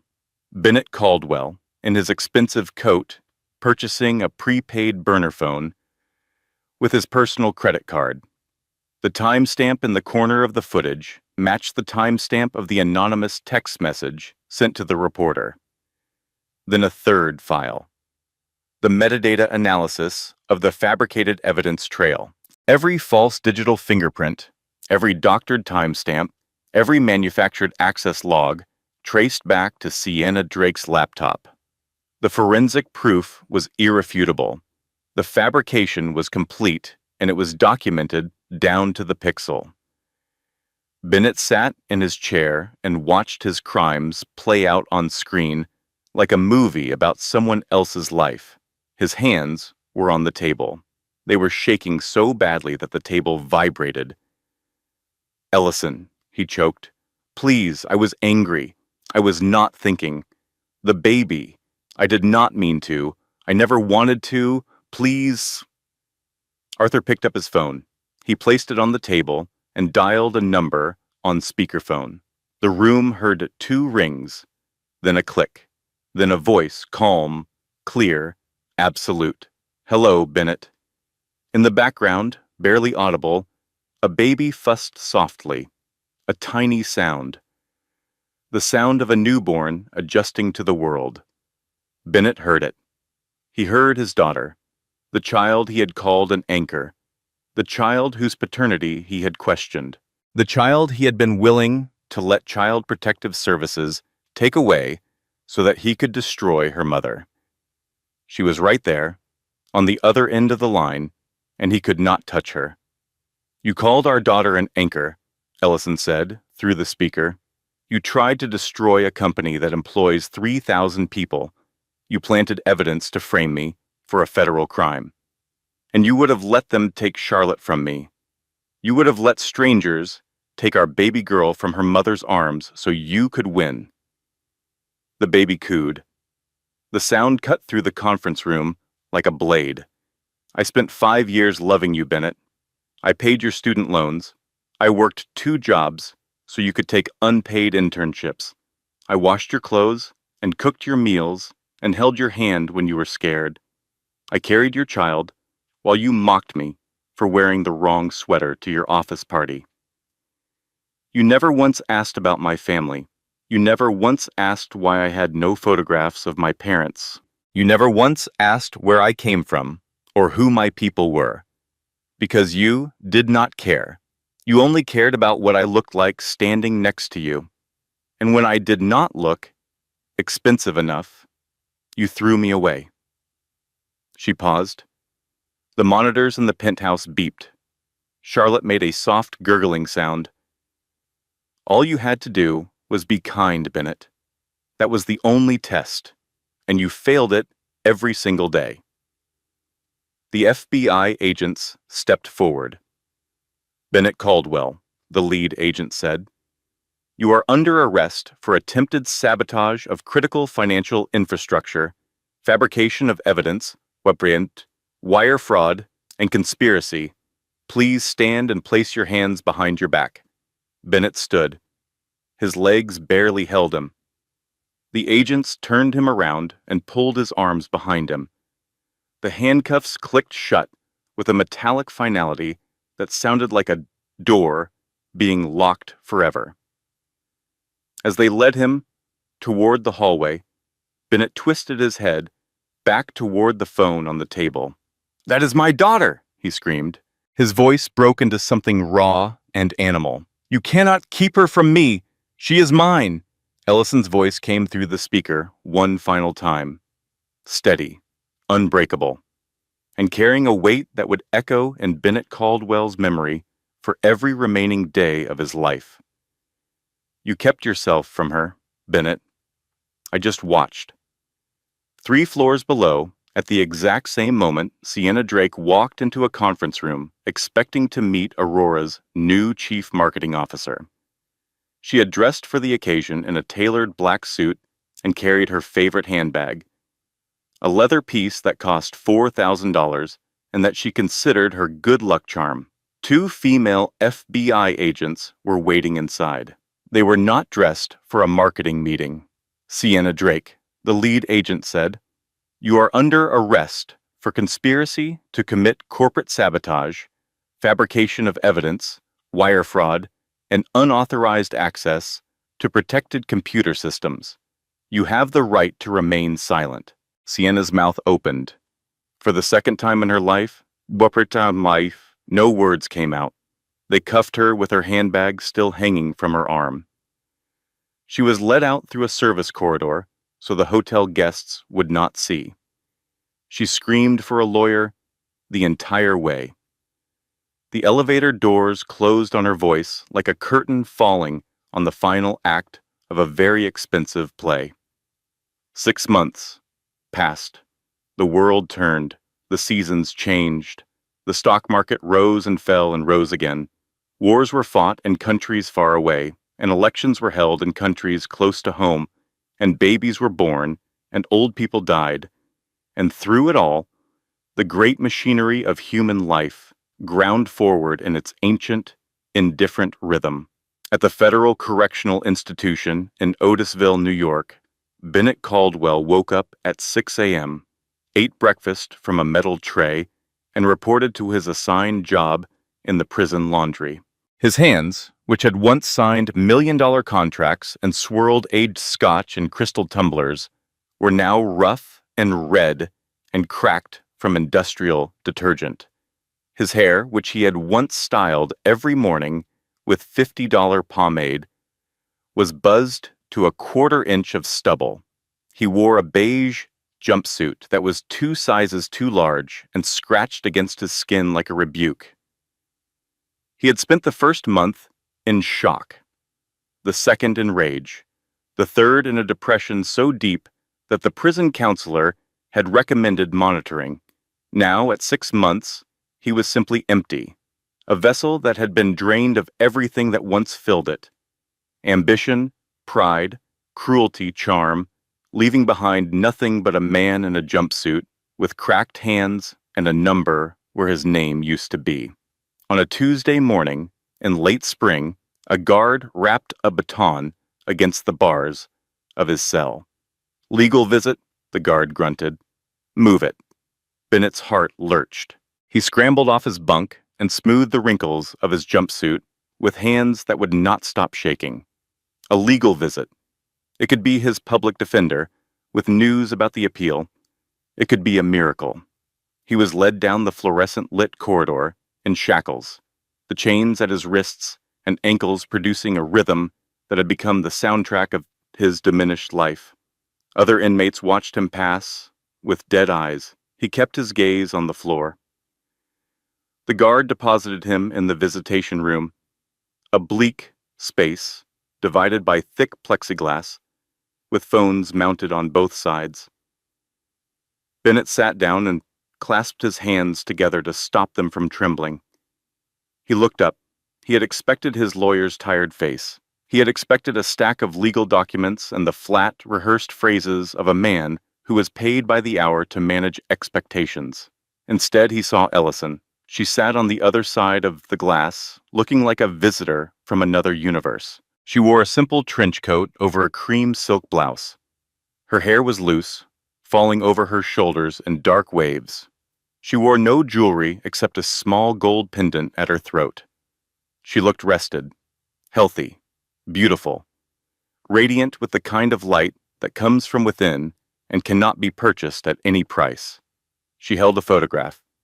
Bennett picked up his receiver. His hand shook so violently he nearly dropped it. "Ellison," he said. His voice was hoarse. "You came." "I did," she said. Her voice through the phone was tinny and digitized, but the calm authority was unmistakable. "Arthur advised against it. He said you were a closed chapter, a liability best left in the past. But I owed you one last visit, one last explanation. And then I am done. Ellison, get me out of here," Bennett said. The words tumbled out in a rush, tripping over each other. "Please, you have the power. I know you do. I will sign anything.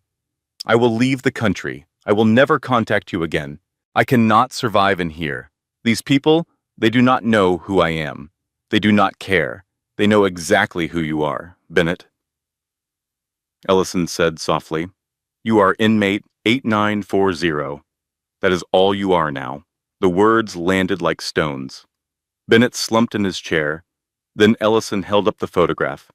It showed Charlotte at 6 months old. She was laughing, reaching toward the camera with chubby hands, her dark hair in 2 tiny pigtails. She had Bennett's blue eyes and Ellison's mouth and the kind of joyful, unselfconscious happiness that only exists in children who know they are loved. She was being held by an older man. His face was kind and weathered, and he held Charlotte with the confident tenderness of someone who has held babies before and considers it one of life's great privileges. Bennett had never seen this man in his life. Bennett pressed his hand against the glass, his eyes fixed on the photograph, and did not move. "She looks like me," he whispered. "She does," Ellison said. His eyes shifted to the man in the photo. "Who is holding her? Someone who loves her." She did not explain. She let the silence fill the space between them, heavy and absolute. Then she reached into her bag and produced a document, a photocopy of an old legal form, the edges slightly worn. "Do you recognize this?" she asked, holding it up to the glass. Bennett squinted. "It looks like the prenup, the one I made you sign." He said the word prenup with a bitterness that tasted like rust. He remembered that day with excruciating clarity. He had been so proud, so arrogant. He had insisted on a prenuptial agreement to protect his assets, which at the time consisted of a leased BMW $12,000 in savings and the intellectual property for a software platform that did not yet have a single user. He had made Ellison sign it as a condition of the marriage, presenting it as a favor, as if allowing her into his life required legal safeguards against the possibility that she might steal his meager fortune.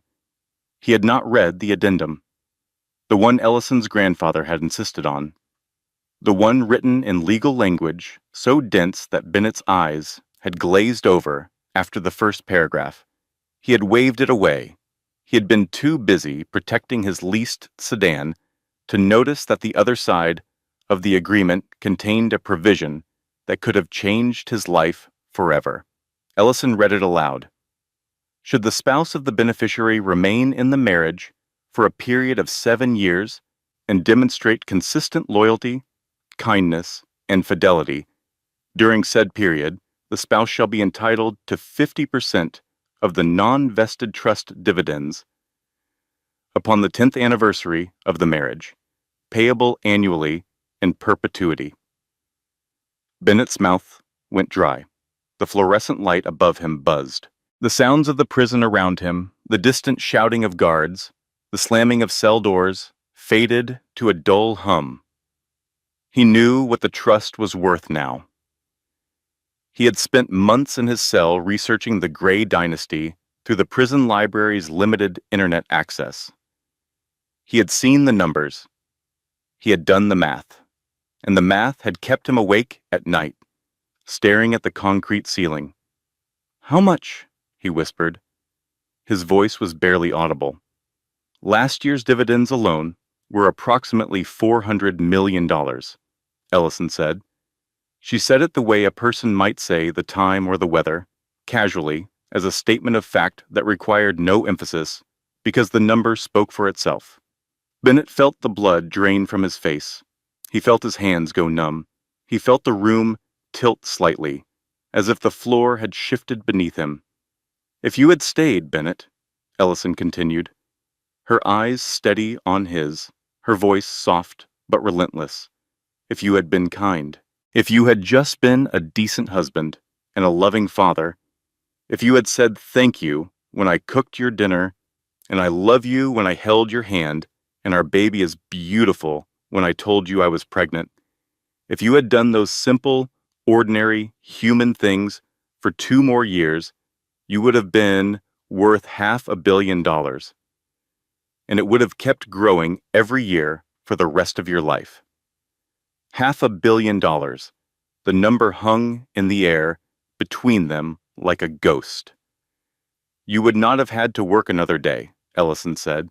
"The cars, the houses, the private jets, the galas in Zurich, and the dinners with senators. Everything you were so desperate for. It was all waiting for you. All of it. The only price was kindness." Bennett broke. The tears he had been holding back for 6 months, the tears of a man who had lost everything and knew it was his own fault, came pouring out of him in great, racking sobs that shook his entire body. He pressed his forehead against the plexiglass and wept like a child. "Why didn't you tell me?" he choked. "Because true wealth does not shout, Bennett," Ellison said. It whispers. It waits to be discovered. I wanted to be loved for who I was, not for what I could buy you, not for the fortune I carried in my last name. I wanted a man who would look at me in a stretched sweater and see something worth keeping, and you looked at me and saw something to throw away. She folded the document and returned it to her bag with a gesture that was slow and deliberate, the finality of a judge placing a verdict in a sealed envelope. I chose the wrong man, she said. That is my mistake. But you chose cruelty over kindness when kindness was the only thing being asked of you. That is yours, and you will have to live with it for a very long time. Why are you telling me this? Bennett wept. His voice cracked and split. To torture me? Is this your revenge? No, Ellison said. She stood up from her chair. She smoothed her coat. I am telling you so you can stop wondering. You spent your whole life keeping score, obsessed with what you were owed, with what you deserved, with what the world was supposed to give you. Now you know exactly what the score is. She paused. She looked at him through the glass one final time. Her expression was not angry. It was not cold. It was not triumphant. It was something that hurt much more than any of those things. It was the expression of a woman who has moved on. Charlotte will know who her father is when she is old enough to understand. I will not lie to her, but I will not wait for you, Bennett. And I will not come back here. This is goodbye. She hung up the phone. The line went dead. Bennett watched her walk away. Her heels clicked against the concrete floor. The sound grew fainter. Fainter. Then the heavy steel door opened, swallowed her, and slammed shut with a finality that echoed through the room and through the years that stretched ahead of him like an empty road. He sat there. The guard did not come for 5 minutes. Bennett did not move. He stared at the plexiglass where the photograph had been pressed, and he thought about $500 million. He thought about a baby with his eyes. He thought about a woman in a stretched sweater who had paid his student loans and washed his clothes and loved him without conditions for 5 years while he looked right through her.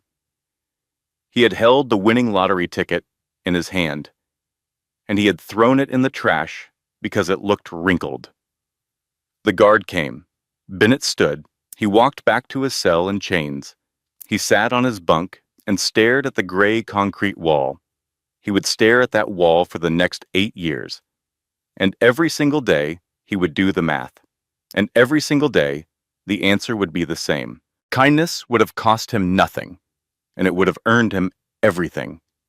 Outside the prison, the rain that had been threatening all morning cleared. Ellison stepped through the gates and into bright afternoon sunshine. The air tasted clean and sweet, scrubbed fresh by the passing storm. She tilted her face toward the sky and closed her eyes for a moment, feeling the warmth on her skin. The Rolls-Royce Phantom was waiting at the curb, gleaming like a dark jewel. Arthur held the rear door open. How did it go? He asked. It is done, Ellison said. She slid into the back seat. She did not look back at the prison. The past is closed. In the future, the car pulled smoothly onto the road. Ellison opened her phone and checked the quarterly report. Aurora Caldwell stock had hit an all-time high that morning. The Sentinel algorithm, cleaned and relaunched and free of Bennett's poison, was processing 15 million users worldwide. 3,000 employees had secure jobs and fully restored pensions. The Donovan merger was complete and performing above projections. She closed the report. She would read it later. Instead, she opened her photos and looked at the most recent picture of Charlotte, 6 months old, sitting in grandmother Catherine's garden in Geneva, grabbing at a butterfly with both hands, her mouth open in a circle of pure astonishment and delight. Ellison smiled. It was the truest smile she had produced in years, unguarded, unperformed, the smile of a woman who has walked through fire and found flowers on the other side. "The future looks beautiful, Arthur," she said. "Take us to the airport. It is time to go home." The car glided down the road, leaving the prison behind, a shrinking gray rectangle in the rear-view mirror, growing smaller with every passing second until it was nothing at all. 1 year later, a sunlit terrace overlooking Lake Geneva, Switzerland. Late spring. The Gray family estate. The garden was in full bloom, explosions of color tumbling down the hillside toward the lake, which sparkled in the afternoon sun like a sheet of hammered silver. Ellison sat in a cushioned garden chair, with Charlotte on her lap. Her daughter was 1 year old now, babbling in the private language of babies, grabbing at everything within reach with the determined curiosity that Grandmother Catherine said was a Gray family trait. She had Bennett's blue eyes and Ellison's dark hair and a laugh that could fill any room. Catherine sat in the chair beside them. 85 years old, a cup of Earl Grey balanced on her knee, a cashmere shawl around her shoulders, and an expression on her face that combined the sharpness of a woman who had built an empire with the softness of a great-grandmother watching her legacy play in the garden.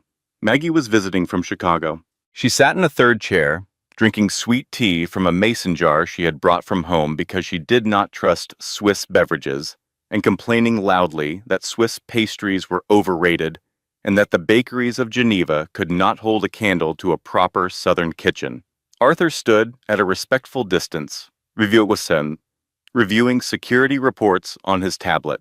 He allowed himself a rare, small smile.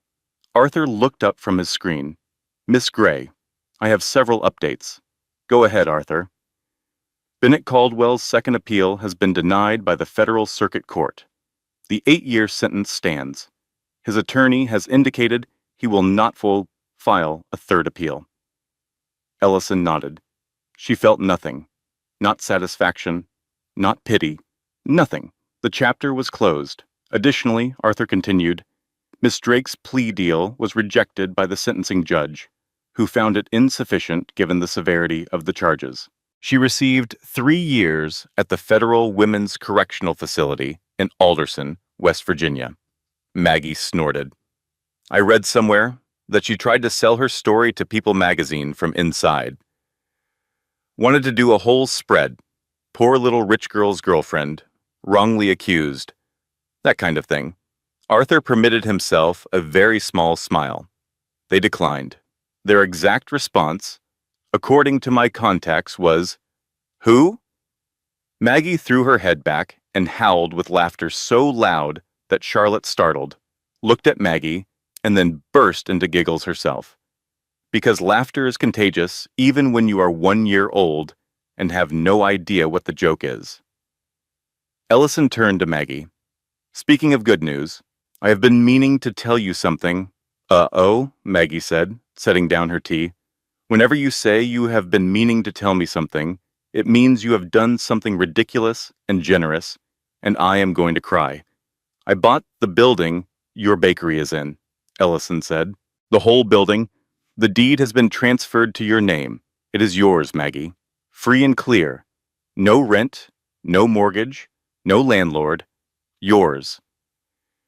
Maggie's face went through approximately 7 expressions in 3 seconds, cycling from shock to disbelief to understanding to gratitude to something that defied categorization, and settled finally on the specific kind of helpless, overwhelmed love that makes a 55-year-old Southern woman from Chicago burst into tears on a terrace in Switzerland. "You did not have to do that, honey," Maggie whispered. Her voice was thick and broken. Ellison reached across and took her hand.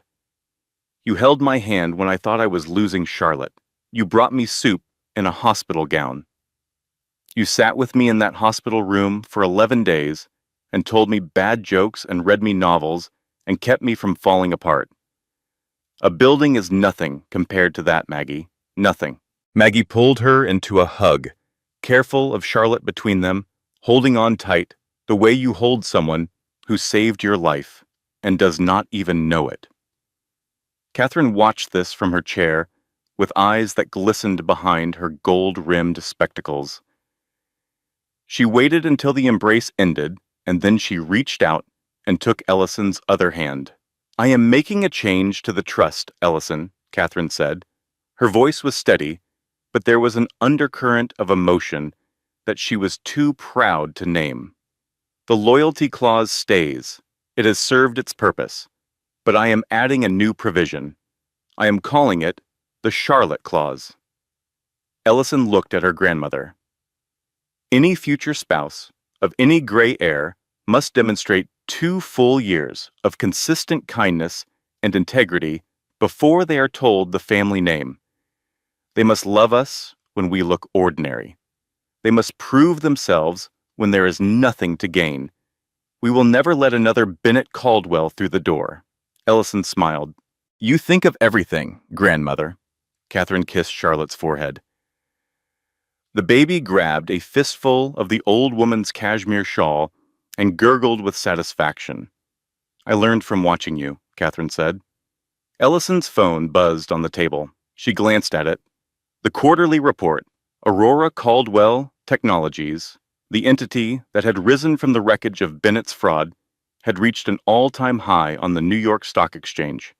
15 million users, projected revenue growth of 22%, a partnership with the European Central Bank, 3,000 employees with secure jobs and fully funded retirement accounts.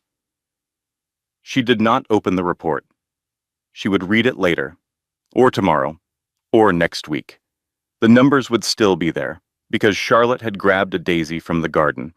She held it up to Ellison with a drooly, gap-toothed grin, offering it with the serious generosity of a child who believes that a flower is the most valuable thing in the world.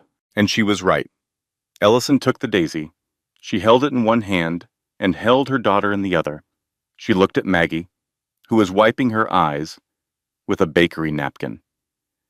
She looked at grandmother Catherine, who was feeding Charlotte pieces of soft bread with the patient, practiced hands of a woman who had built a trillion-dollar empire and considered this moment more important than all of it. She looked at Arthur, who was pretending to read his tablet, but was actually watching them with the expression of a man who has spent his entire career protecting a family and has finally seen the reason why. 3 generations of gray women, sitting in the sun, surrounded by flowers, unbreakable. "You, my love," Ellison whispered to Charlotte, pressing her lips to her daughter's dark hair, "are the only fortune that ever mattered." The lake sparkled. The garden bloomed. Charlotte laughed. And far away, in a concrete room in upstate New York, a man in a beige jumpsuit sat on the edge of a metal bunk and stared at a gray wall. He was doing the math again. He would always be doing the math, and the answer would always be the same. He had the winning lottery ticket for 5 years. He threw it away because it looked wrinkled. Bennett Caldwell spent his entire life chasing the appearance of power while holding the real thing in his hands. He mocked a woman in a cheap sweater, not knowing she owned the bank. He rejected his unborn daughter, not knowing she was the heir to an empire. He signed those divorce papers laughing, and the world signed his fate. He judged a book by its cover, and by the time he realized it was a masterpiece, he had already set it on fire. So, remember this. Be careful who you mock on your way up, because the quiet woman you just discarded might be the one who owns the building you are standing in. And she does not forget. Now, I have 2 questions for you, and I want you to really think about them. Would you have shown Bennett that photograph of Charlotte? Would you have let him see his daughter's face one last time? Or would you have let him wonder what she looks like for 8 long years? And here's the second question, the harder one.